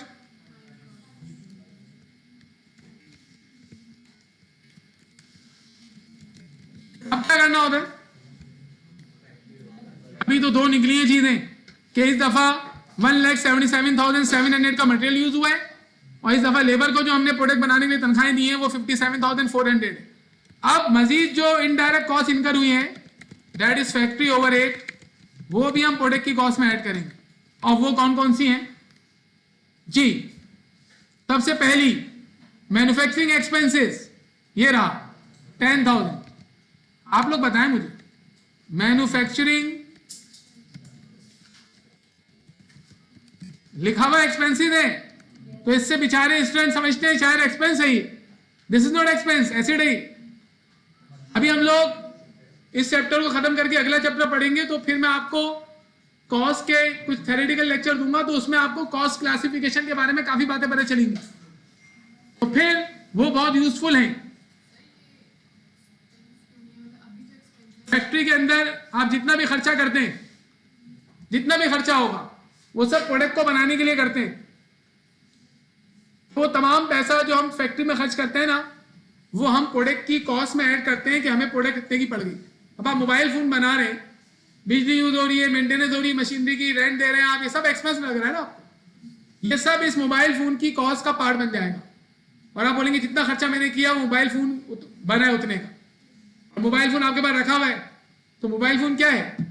एसिड है, तो आप एसिड की कॉस्ट में ऐड कर रहे हैं ना उसको, इस वजह से तो एक्सपेंस नहीं बोलेंगे आप। लेकिन नॉर्मली जो फाइनेंशियल अकाउंटिंग में आप लोग देखते थे क्या होता था, सैलरी दे दी, वो सैलरी उसी साल बेनिफिट देकर खत्म हो जाती थी। एम्प्लॉय अगर आपके पास काम कर रहा है और उसने जो काम आपके लिए किया है वो आपको फ्यूचर में कोई बेनिफिट नहीं देने वाला, तो वो उसी वक्त क्या हो गया? एक्सपेंस बन गया। लेकिन एम्प्लॉय ने जो काम किया है उसने अभी बेनिफिट नहीं दिया, बल्कि वो बेनिफिट कब देगा? फ्यूचर में। तो इसका मतलब है वो जो एम्प्लॉय ने काम किया है वो हमारा एक्सपेंस नहीं है, वो हमारा एसिड है। फैक्ट्री में जो एम्प्लॉयज काम करते हैं उनको तो आप सैलरी देते हैं, उससे आपको फायदा क्या है? प्रोडक्ट बन रही है, प्रोडक्ट बन के क्या फायदा है? बिकेगी, बिकेगी तो पैसा मिलेगा ना। इसका मतलब है जो प्रोडक्ट पर आपने खर्चा किया उससे आपको फायदा कब होगा? जब प्रोडक्ट बिकेगी। इसका मतलब है जो पेमेंट्स आपने की है एम्प्लॉयज को सैलरीज की फैक्ट्री के अंदर, फैक्ट्री में, फैक्ट्री के बाहर वाले डिपार्टमेंट्स की बात नहीं कर रहे हम, फैक्ट्री के बाहर जितने भी डिपार्टमेंट्स होते हैं उनमें होने वाले तमाम जो पेमेंट्स हैं अगर वो यूज हो गई तो एक्सपेंस होती है। ये सैलरी जो आपने फैक्ट्री के एम्प्लॉय को दी है ना, इससे आपको फायदा अभी नहीं हुआ, बल्कि जो आपने पैसे दिए हैं वो आपने लेबर को तो दे दिए, लेकिन वो in the form of finish goods store room में मौजूद है, अभी बिका नहीं है वो। तो फिनिश गुड्स जो मौजूद है वो आपका एसिड है। इसी वजह से आप बोलेंगे सारी पेमेंट जो आपने की थी फैक्ट्री में ये सब हमारे एसिड है। बिजली का बिल जो आप पे कर रहे हैं उसको भी एक्सपेंस नहीं बोलते फैक्ट्री वाले, वो भी एसिड है, क्योंकि वो भी प्रोडक्ट की कॉस्ट में ऐड हो जाता है। लेकिन अगर प्रोडक्ट बिक गई, अगर प्रोडक्ट बिक गई तो वो जो आपने बिजली का बिल पे किया था फैक्ट्री का, अब वो क्या हो गया? अब वो एक्सपेंस बन के कॉस्ट ऑफ गुड्स सोल्ड बन जाएगा, क्योंकि उससे हमारी रेवेन्यू जनरेट हो चुकी होगी। देखिए एडमिन डिपार्टमेंट और सेलिंग डिपार्टमेंट में जो आप इलेक्ट्रिसिटी के बिल्स पे करते हैं वो उसी टाइम आपको बेनिफिट दे देते हैं, क्योंकि जो एडमिन पर्पसेस होते हैं वो हो चुके होते हैं ना पूरे आपके, तो आप वो एडमिन एक्सपेंस में आप उसे एक्सपेंस बना के ऑपरेटिंग एक्सपेंस में डाल देते हैं। लेकिन अभी हम इस पर दोबारा आगे फ्यूचर में डिस्कस करेंगे, क्योंकि जो एक्सपेंस बन जाता है ना उसे हम पीरियड कॉस्ट कहते हैं, और जो एक्सपेंस नहीं बनता वो प्रोडक्ट कॉस्ट होता है। अभी मेरी फिलहाल आप ये बात याद रखें कि फैक्ट्री में इनकर होने वाली तमाम पेमेंट्स हमारा एसिड होती हैं जब तक हमारी प्रोडक्ट सेल ना हो जाए। प्रोडक्ट अगर सेल हो जाएगी तो वो जो पेमेंट्स हमने फैक्ट्री में की थी फिर वो हमारा एक्सपेंस बनेगी, क्योंकि एक्सपेंस की क्या डेफिनेशन होती है? हर वो कॉस्ट जो एक्सपायर हो जाए और बेनिफिट दे दे। और एसिड की क्या होती है? वो कॉस्ट जो फ्यूचर में एक्सपायर होगी, फ्यूचर में बेनिफिट देगी, वो एसिड होती है। अगर आपने कोई पेमेंट की है उसे अभी बेनिफिट मिला नहीं है आपको, फ्यूचर में मिलेगा, तो कभी भी एक्सपेंस नहीं हो सकता, वो आपका क्या होगा? एसिड होगा। अगर आप भी फॉर एग्जाम्पल कोई प्रोडक्शन करें ना और आप अपने प्रोडक्शन बेकरी है आपकी, बेकरी में आइटम्स बना के आप एक्सपोर्ट करते हैं, तो जो जो तनख्वाहें दे रहे होंगे आप अपनी बेकरी में, और जो जो आप लोग इलेक्ट्रिसिटी के बिल और रेंट वगैरह पे कर रहे होंगे ना, वो सब आपको कहाँ नजर आ रहे होंगे? वो बेकरी आइटम जो प्रोड्यूस होकर रखे हुए होंगे ना उनमें नजर आ रहे होंगे आप, कि बिजली का बिल जाया नहीं हुआ, इनमें है, और जो रेंट दिया है वो भी इन्हीं गुड्स के अंदर मौजूद है।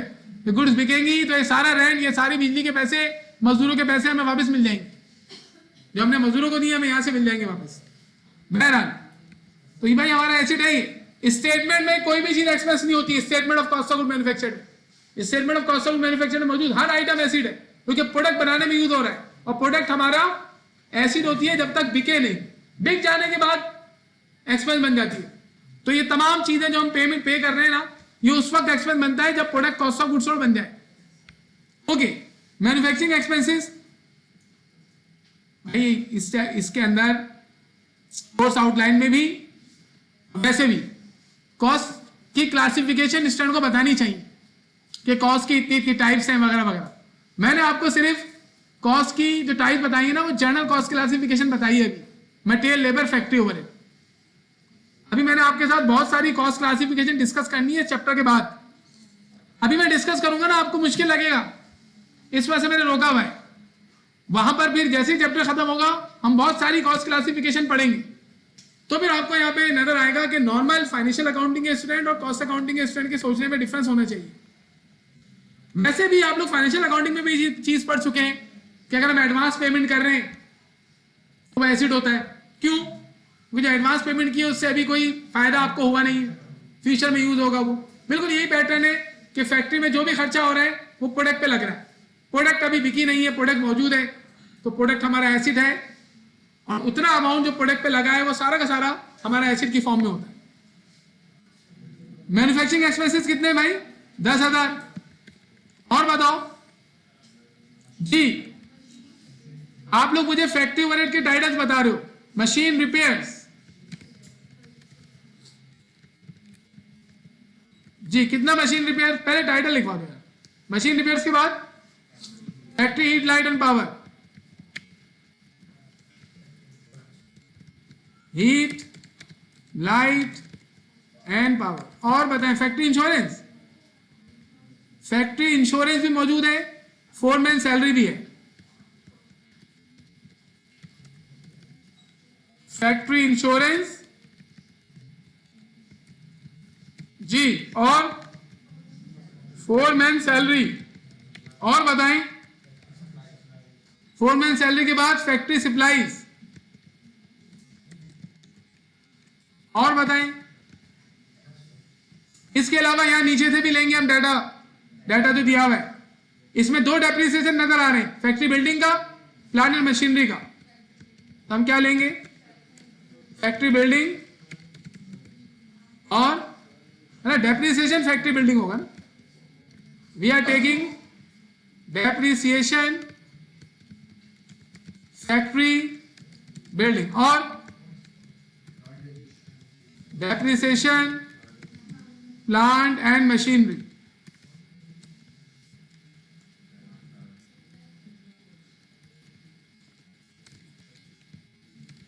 बातें नहीं करो यार।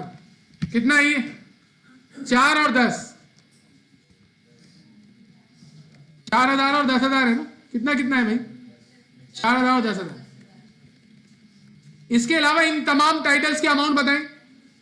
मैन्युफैक्चरिंग एक्सपेंस 10,000 था, मशीन रिपेयर्स 3,600 और हीट, लाइट, पावर 7,000 और फैक्ट्री इंश्योरेंस। इंश्योरेंस के बारे में एडजस्टमेंट है कि फैक्ट्री इंश्योरेंस 5,000 है, लेकिन नीचे बोला उसने कि हाफ ईयर का एक्सपायर हुआ है। हम क्या लिखेंगे? Factory insurance 5,000 multiply by 6 divided by 12। अच्छा, अगर ये फैक्ट्री इंश्योरेंस नहीं होता बल्कि ये ऑफिस का इंश्योरेंस होता, तब भी यही काम करते आप, लेकिन ऑपरेटिंग एक्सपेंस में जाता हो। अब ये फैक्ट्री इंश्योरेंस वैसे तो आपको लग रहा है 2,500 रुपए क्या बन गया है एक्सपेंस, लेकिन एक्सपेंस कहां का है? फैक्ट्री का, ऑफिस का या सेलिंग डिपार्टमेंट का? फैक्ट्री का। और फैक्ट्री का हर एक्सपेंस एसिड होता है क्योंकि प्रोडक्ट पे लग रहा है। फोरमैन सैलरी, फोरमैन सैलरी कितनी दी है? 9,000, ये ऐसी चली जाएगी।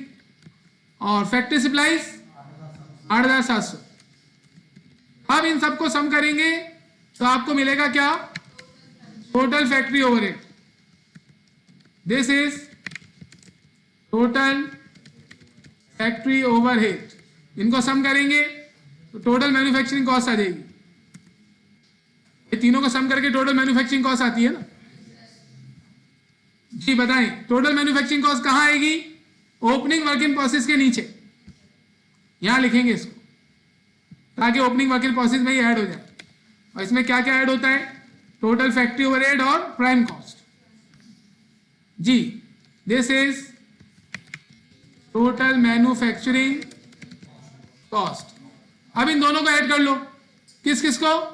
ओपनिंग वर्क इन प्रोसेस और टोटल मैन्युफैक्चरिंग कॉस्ट को। इससे क्या मालूम चलेगा हमें कि हमने प्रोसेस में कितनी कॉस्ट लगा दी।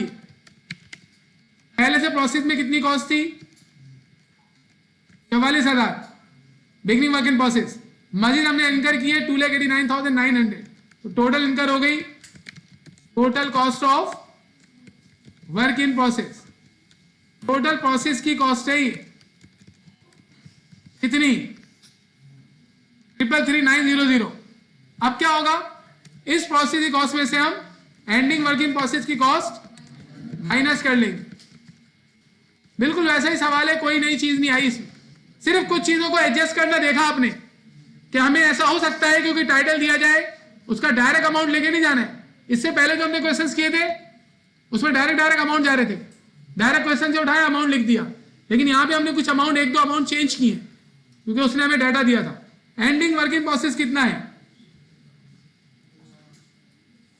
जी? एंडिंग वर्क इन प्रोसेस कितना है जी? तो हम ये माइनस कर लेंगे 26,800। तो क्या आ जाएगी? कॉस्ट ऑफ गुड्स मैन्युफैक्चर जी कितनी है?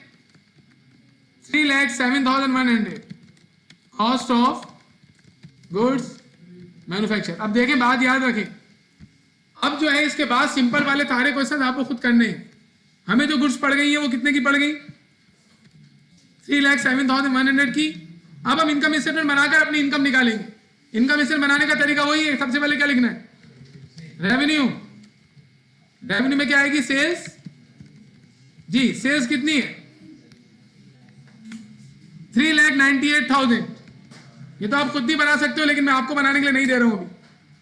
3,98,000। इसमें से क्या लेस होगा? सेल्स रिटर्न और सेल डिस्काउंट दोनों मौजूद है क्या? सेल्स रिटर्न है, सेल्स डिस्काउंट भी है, दोनों माइनस कर ले। सेल्स रिटर्न और सेल्स डिस्काउंट तो हमारी नेट सेल आ जाएगी। सेल्स रिटर्न कितना है? 3,600 और ये 3635 सही लिखवाए जी। इन दोनों को यहां से आप डिडक्ट कर लें। कोई नई चीज नहीं है, ये पुरानी चीज है, बचपन से आपने पढ़ा हुआ है इसे, बचपन से पढ़ते हुए आ रहे हैं ना। अकाउंटिंग जिस टाइम शुरू हुई है आपकी पढ़ना, उसी साल आपने पढ़ लिया होगा। ये वही आपका बचपन है अकाउंटिंग का। इसमें से लेस करेंगे क्या? Cost of goods sold. Cost of goods sold यहां जो निकालते हैं ना वो चेंज है। कैसे निकलेगी बेटा cost of goods sold? Cap वाले भाई बताएं। हाँ, परचेज लेस करेंगे। परचेज का ताल्लुक ही नहीं है मैन्युफैक्चरिंग बिजनेस में। कॉस्ट ऑफ गुड्स सोल्ड में परचेज नहीं आती।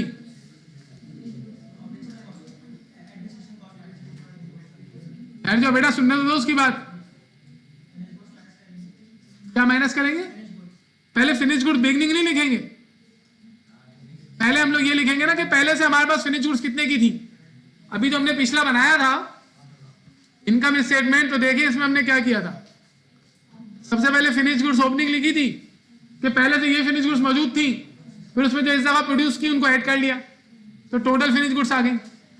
फिर उसमें से एंडिंग वाली माइनस की तो फिर कॉस्ट ऑफ गुड्स सोल्ड आ गया। सही है, तो आप मुझे ये बनवाइए जरा क्वेश्चन नंबर 6 में जी। पहले हम लिखेंगे ओपनिंग फिनिश गुड्स, और ओपनिंग फिनिश गुड्स हमारे पास यहां मौजूद है 60,000। 60,000 की पहले से हमारे पास फिनिश गुड्स थी। इसमें ऐड करेंगे वो फिनिश गुड्स जो इस दफा हमने मैन्युफैक्चर की है, उससे बोलते हैं हम कॉस्ट ऑफ गुड्स। जो फिनिश गुड्स इस दफा मैन्युफैक्चर हो उनको कॉस्ट ऑफ गुड मैन्युफैक्चर बोलते हैं, और वो हमने statement of cost of good manufacture में कंप्यूट की है। 3,07,100 ये हम ले जाकर यहां पर ऐड कर लेंगे 3,07,100। तो इनको ऐड करने के बाद जो हमारे पास आएगा ना वो हमारी टोटल गुड्स होंगी, टोटल फिनिश गुड्स पूरे साल की। ये कहलाएगा cost of goods available for cell, यानी पूरे साल हमारे पास ये फिनिश गुड्स मौजूद थी बेचने के लिए। इसमें से आप लेस करेंगे जो नहीं बिकी, और जो नहीं बिकी वो यहाँ नीचे बताया हुआ है इन्होंने 85,000 की फिनिश गुड्स अभी भी स्टोर रूम में है। तो लेस करेंगे हम एंडिंग फिनिश्ड गुड्स, और वो है 85,000 की फिनिश गुड्स अभी तक नहीं बिकी। तो कितने की फिनिश गुड्स बिक गई ये मालूम करने के लिए आप इसमें से इसको माइनस कर लेंगे जी। तो ये क्या आ गया, कॉस्ट ऑफ गुड्स सोल्ड, बस खत्म हो गया। अब ये रेवेन्यू है हमारी, ये हमारी कॉस्ट ऑफ गुड्स सोल्ड है। इतने में हमने सेल किया, इतने का हमें पड़ा था, तो इसको माइनस कर लेंगे आप, तो हमारे पास ग्रॉस प्रॉफिट आ जाएगा। फिर सारे ऑपरेटिंग एक्सपेंसेस इसमें से लेस कर लो, this is gross profit. Gross loss भी हो सकता था। अब यहां पर देखिए एक चीज है, वो ये है कि आपको ये आइडेंटिफाई करना है कि हम लोग एडमिनिस्ट्रेटिव और सेलिंग एक्सपेंस को अलग अलग लिखें या कंबाइन ही करके लिख देने से। लास्ट न्यूमेरिकल में हम लोगों ने एडमिन और सेलिंग को अलग अलग कर लिया था। क्यों? क्योंकि डाटा ऐसा गिवन था कि हम अलग अलग कर सकते थे। एडमिन बिल्कुल अलग नजर आ रहे थे, सेलिंग अलग। अब इस न्यूमेरिकल में आप मुझे बताएं एक्सपेंसेस हैं कौन कौन से। एक तो हमें नजर आ रहा है सेलिंग और एडमिन, ये तो अलग हुआ हुआ है ऑलरेडी। इसमें कोई इजाफा है? इसमें एक ही इजाफा नजर आ रहा है। एडजस्टमेंट नंबर 2 में ऑफिस फर्नीचर का डेप्रिसिएशन। ऑफिस फर्नीचर का डेप्रिसिएशन कहां का डेप्रिसिएशन है? एडमिन या ऑफिस, एडमिन या सेलिंग? तो ये एडमिन जो दिया हुआ है ना उन्होंने 20,000, इसमें ऐड कर लेंगे इसको, यानी एडमिन एक्सपेंस 23 हो जाएगा। इन्होंने यहाँ क्या किया है कि सेलिंग का सारे एक्सपेंसेस को एक ही हेड में डाल के सेलिंग एक्सपेंस दे दिया, एडमिन के सारे एक्सपेंसेस को एक ही हेड में डाल के एडमिन एक्सपेंस दे दिया। जब भी ऐसा कोई वो करे ना सवाल में, तो आपके लिए आसानी है। वो ये है कि हमने ऑपरेटिंग एक्सपेंस में क्या किया, पिछले क्वेश्चन में हमने ऑपरेटिंग एक्सपेंस लिख के एडमिन की हेडिंग डाली, फिर सारे एडमिन अलग अलग लिखे, फिर सेलिंग की हेडिंग डाली, सारे सेलिंग अलग अलग लिखे। लेकिन अगर ऐसा काम हो जाए ना कि सेलिंग एक्सपेंस 15,000 लिख दिया उसने, तो आगे 50 सेलिंग एक्सपेंस आ जाए, आप सबके अमाउंट एक साथ ऐड करके इसमें ऐड कर देना बस, और डायरेक्ट उसे लिख देना। समझ आ रही क्या बोल रहा हूं मैं? यानी आप सेलिंग एक्सपेंस 15,000 और प्लस जितने भी आ रहे होंगे उनको ऐड करके डायरेक्ट सेलिंग एक्सपेंस 15,000 एक ही हेड आएगा, क्योंकि इन्होंने यहाँ पे कंट्रोल अकाउंट यूज किया हुआ एक ही हेड, तो हम भी एक ही हेड यूज करेंगे। अब यानी हम लोग अभी जो इनकम स्टेटमेंट बना रहे हैं इसमें हम यहाँ पे लिखेंगे ना, तब less operating expenses, less operating expenses, उसमें हम डायरेक्ट क्या लिखेंगे, सेलिंग एक्सपेंस। और सेलिंग एक्सपेंस में बस हमारे पास एक ही अमाउंट है 15,000, खत्म। और एडमिन कितना है 20 ये और 3 ये, अब अलग अलग लिखने की जरूरत नहीं है आपको। एडमिनिस्ट्रेटिव एक्सपेंसेस लिखकर आप यहां दिखा दे बस, पहले 20 था फिर इसमें प्लस हुआ 3,000, ये दिखा देंगे आप। ऐसा नहीं करेंगे कि आप एडमिन में डेप्रिसिएशन को अलग शो कर रहे हैं, कोई जरूरत नहीं है। भाई ये 2 हेड आएंगे, इन दोनों को सम कर लेंगे तो क्या आ जाएगा, टोटल ऑपरेटिंग एक्सपेंसेस। कोई इंटरेस्ट या टैक्स था क्वेश्चन में?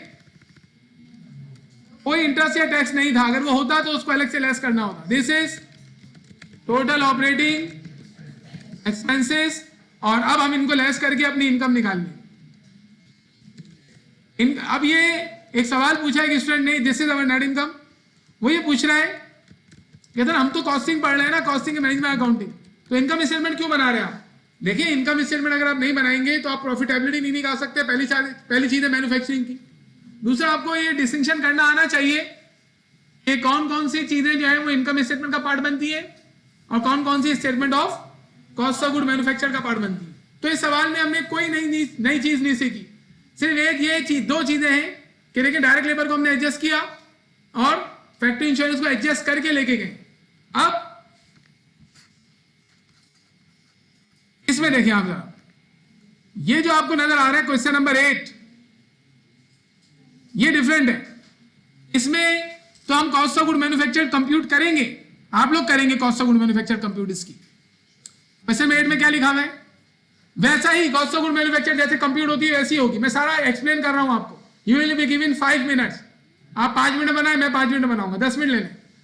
The cost department of the illuminator corporation limited prepare the following data and cost for the year 2009। ये डाटा इनका जनवरी 1 का डाटा मतलब बिगनिंग और दिसंबर 31 एंडिंग। तो साल के शुरू में 3 इन्वेंटरीज है, finish goods beginning, work in progress beginning, material beginning. जिसमें से वर्क इन प्रोसेस और मटेरियल कहाँ जाएगा, statement of cost of good manufacture में, और फिनिश गुड्स जाएगा income statement cost of goods sold निकालने के लिए। इसी तरीके से एंडिंग भी दिया हुआ है। एंडिंग में देखिए फिनिश गुड्स एंडिंग यहाँ पर मिसिंग है, क्वेश्चन मार्क नजर आ रहा है। फिनिश गुड्स मिसिंग है, इसका मतलब है हमें खुद कंप्यूट करनी पड़ेगी। अब इजाफी चीजें आना शुरू हो गई। अब स्टेटमेंट बनेगा तो लेकिन कुछ मिसिंग फिगर वाली चीजें और ये चीजें होंगी। ये बहुत इंपॉर्टेंट न्यूमेरिकल है, समझ रहे हैं आप। Depreciation on factory equipment. अब ये अदर इंफॉर्मेशन में क्या लिखा हुआ है कि फैक्ट्री इक्विपमेंट पर 21,350 का डेप्रिसिएशन है। अच्छा, इसके बारे में तो आपको पता है ना कि इन्वेंट्री कहाँ कहाँ जाती है। ये वर्क इन प्रोग्रेस मटेरियल जाता है statement of cost of good manufacture में, फिनिश गुड जाता है इनकम स्टेटमेंट में। आगे वाले टाइटल्स के बारे में बताओ तुम।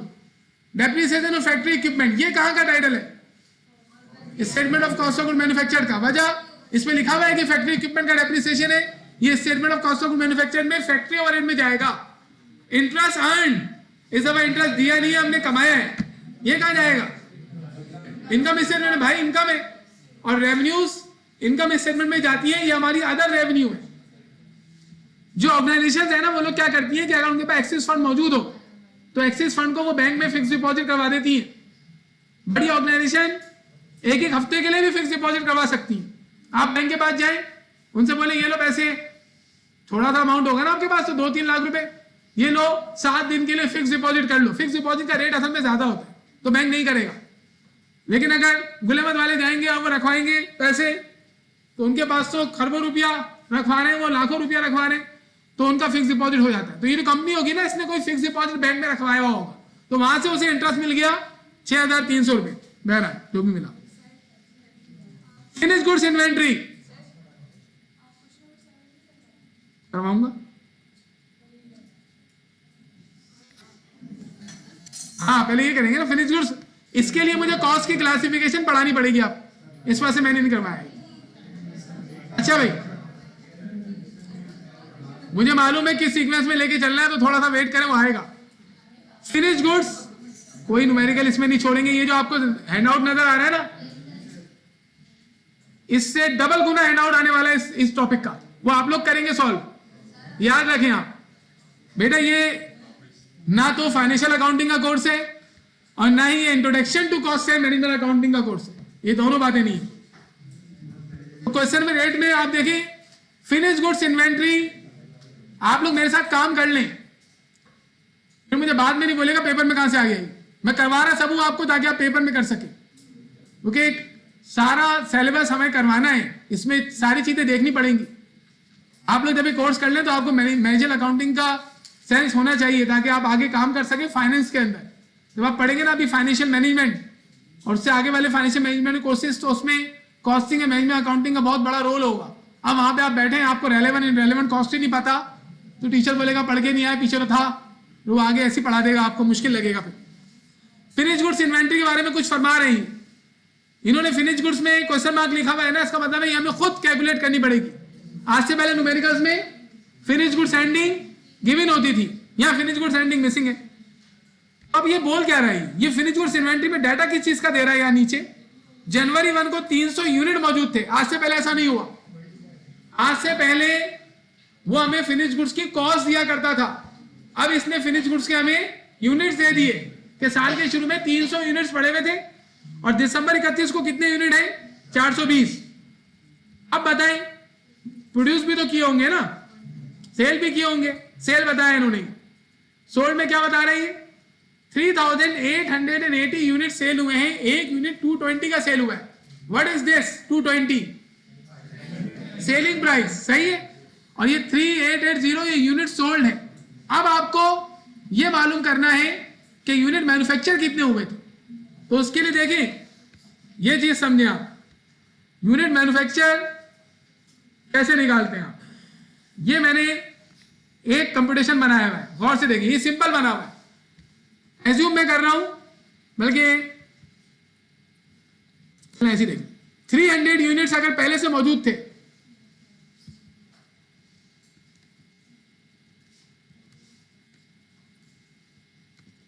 एग्जाम्पल चेंज करके काम करते हैं। आपने cost of goods sold compute की थी अभी, कॉस्ट ऑफ गुड्स सोल्ड के अंदर देखें क्या हुआ था, ये देखिए, ये सिर्फ ये देखिएगा, ये पोर्शन, इसमें बिगिनिंग फिनिश गुड्स है,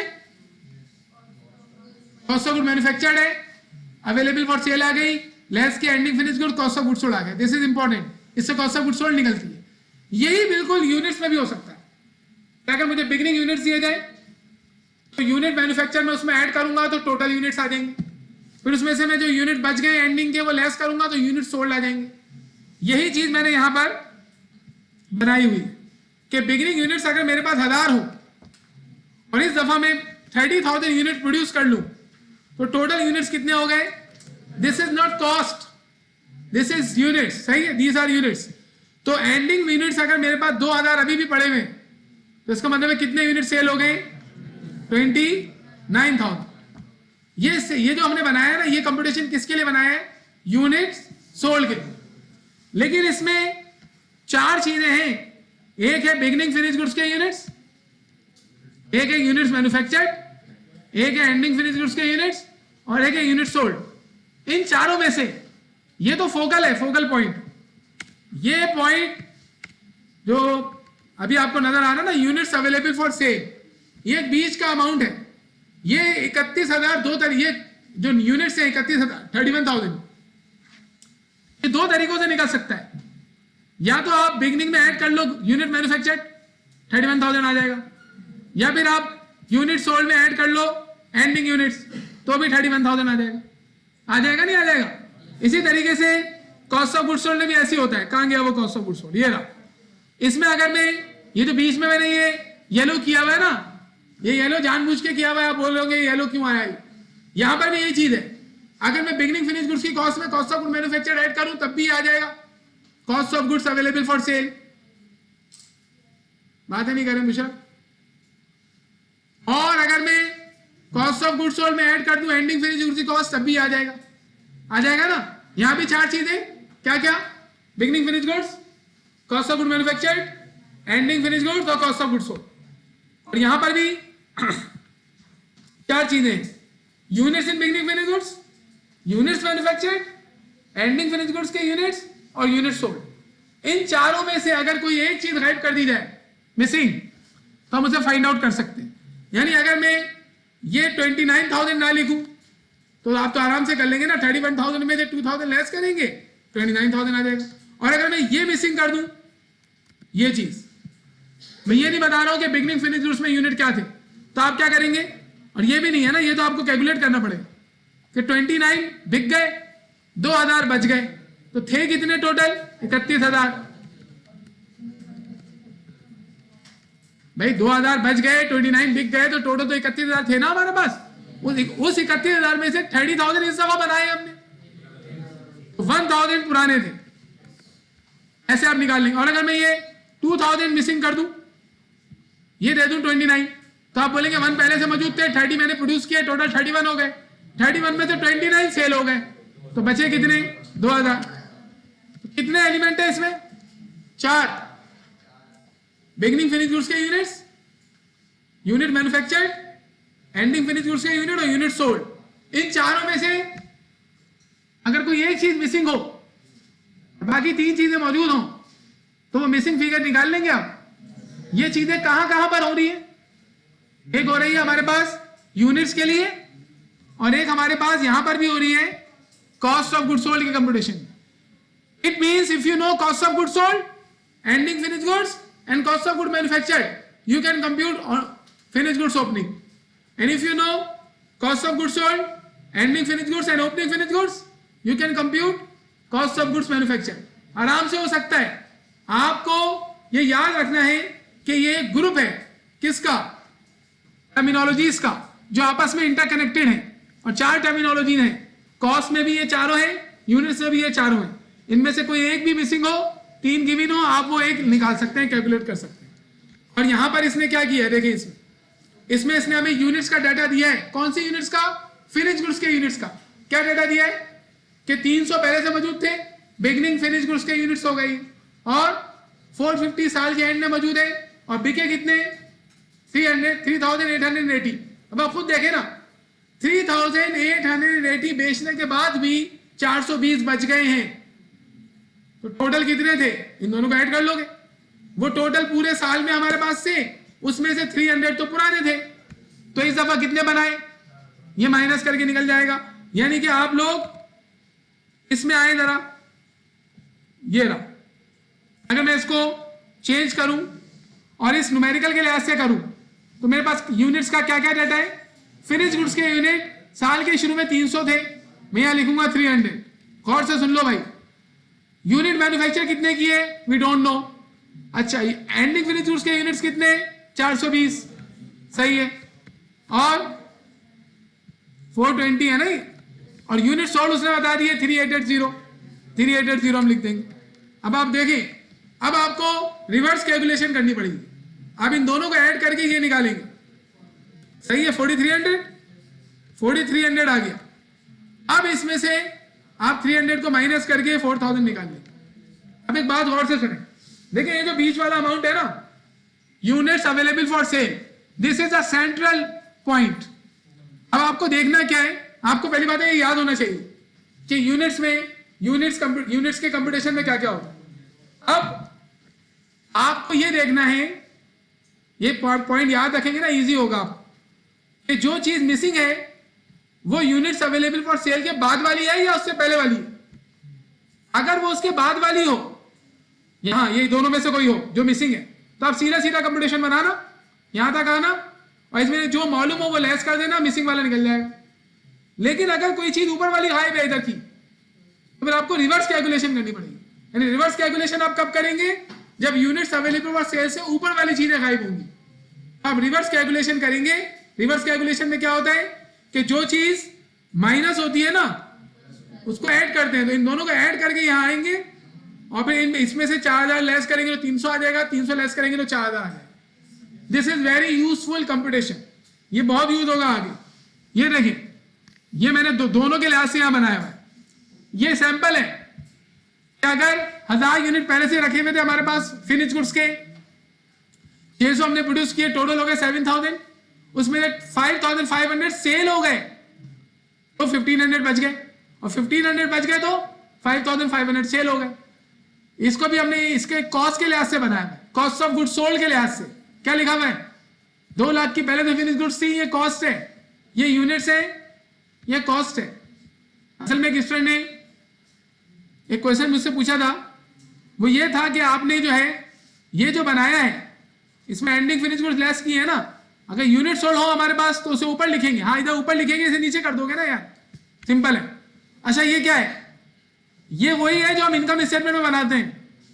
इनकम स्टेटमेंट में अभी आपने देखा था ना, ये इनकम स्टेटमेंट क्या किया था, इसमें बिगिनिंग फिनिश गुड्स में ऐड की cost of good manufactured, available for cell आया, लेस कर दिया एंडिंग फिनिश गुड्स, वही काम यहां हुआ है। देखिए बिगिनिंग फिनिश गुड्स ऐड किया, सीओजीएम मतलब कॉस्ट ऑफ गुड्स सोल्ड। बेटा आप मुसलसल बातें कर रहे हो, प्लीज ऐड करोगे तो क्या आ गया, ये cost of goods available for cell. देख रहे हैं आप, ये हमने असल में शॉर्ट में लिखा है, इसमें से लेस कर दिया ईएफजी। अब ये ईएफजी क्या है? एंडिंग फिनिश गुड्स, तो कॉस्ट ऑफ गुड्स सोल्ड आ गया। अब मुझे एक बात बताएं, क्या यूनिट्स में कंप्यूटेशन बनाना हो या फिर कॉस्ट में बनाना हो?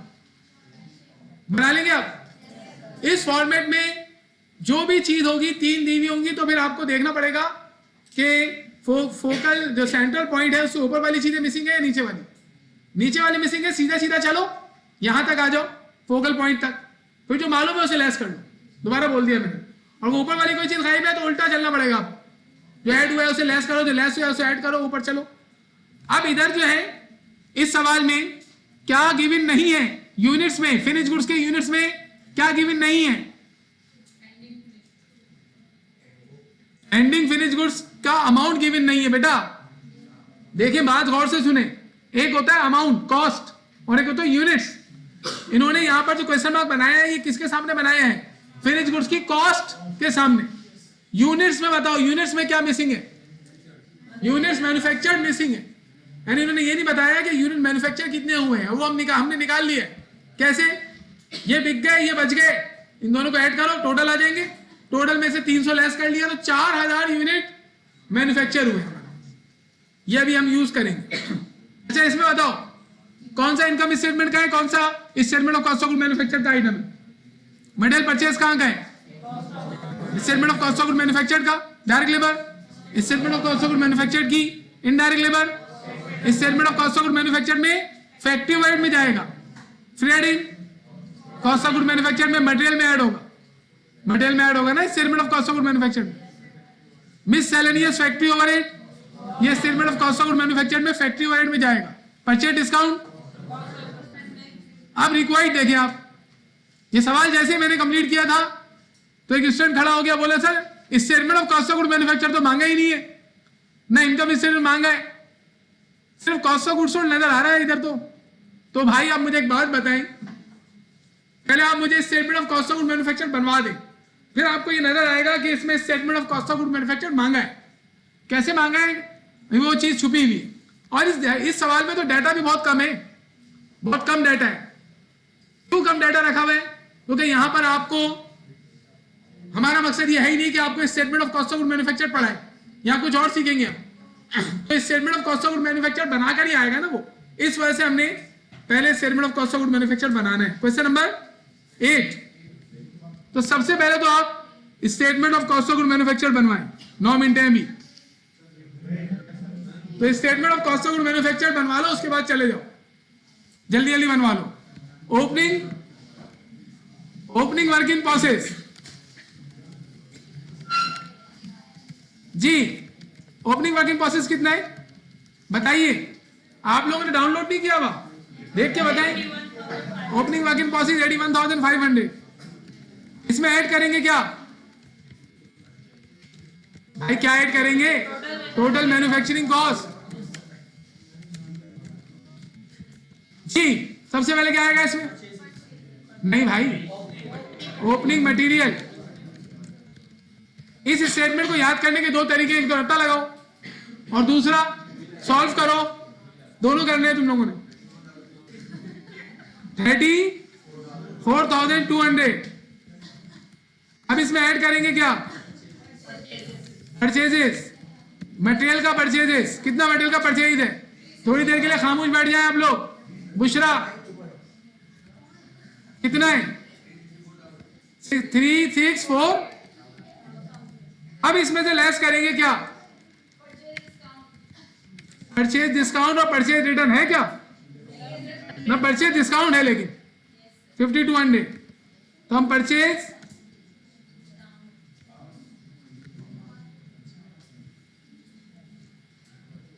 जी, परचेज डिस्काउंट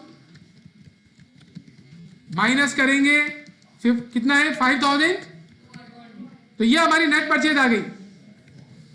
अब मुझे बताओ कि फ्रेडिंग भी दिया हुआ है भाई इन्होंने, तो नेट परचेज को यहीं लिखना पड़ेगा। अब इसमें जो नो नेसेसरी पेमेंट है वो ऐड करेंगे। फ्रेडिंग 8600 ऐड होगी।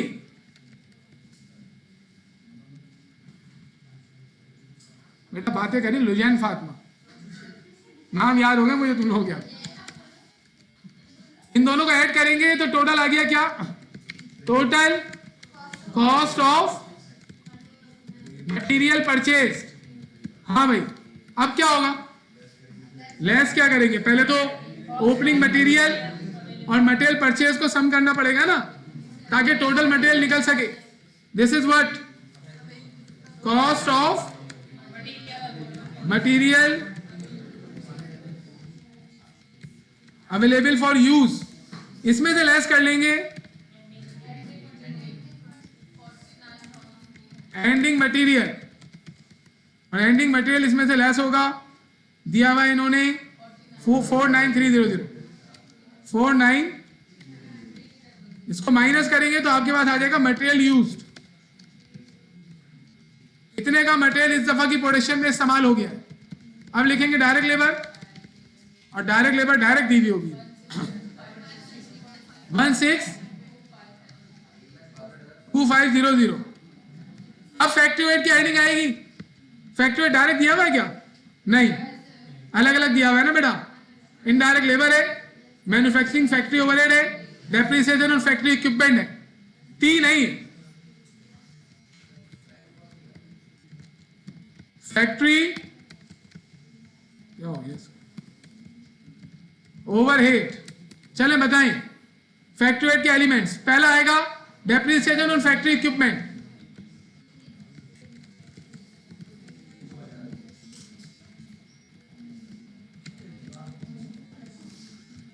कितना है?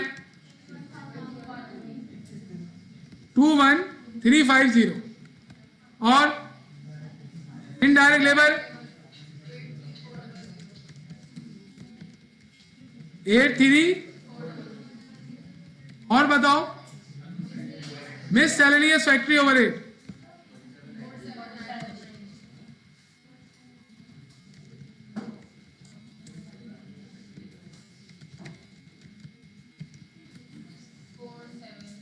बातें करो बेटा।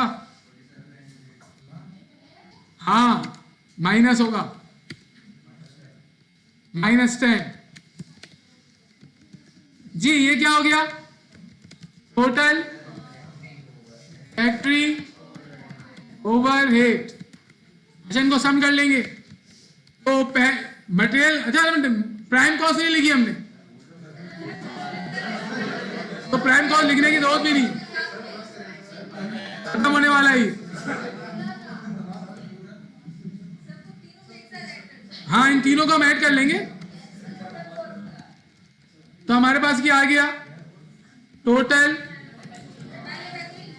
Manufacturing cost. अब बिगनिंग वर्क इन प्रोसेस और टोटल मैन्युफैक्चरिंग कॉस्ट को सम करेंगे तो हमारे पास क्या आ जाएगा?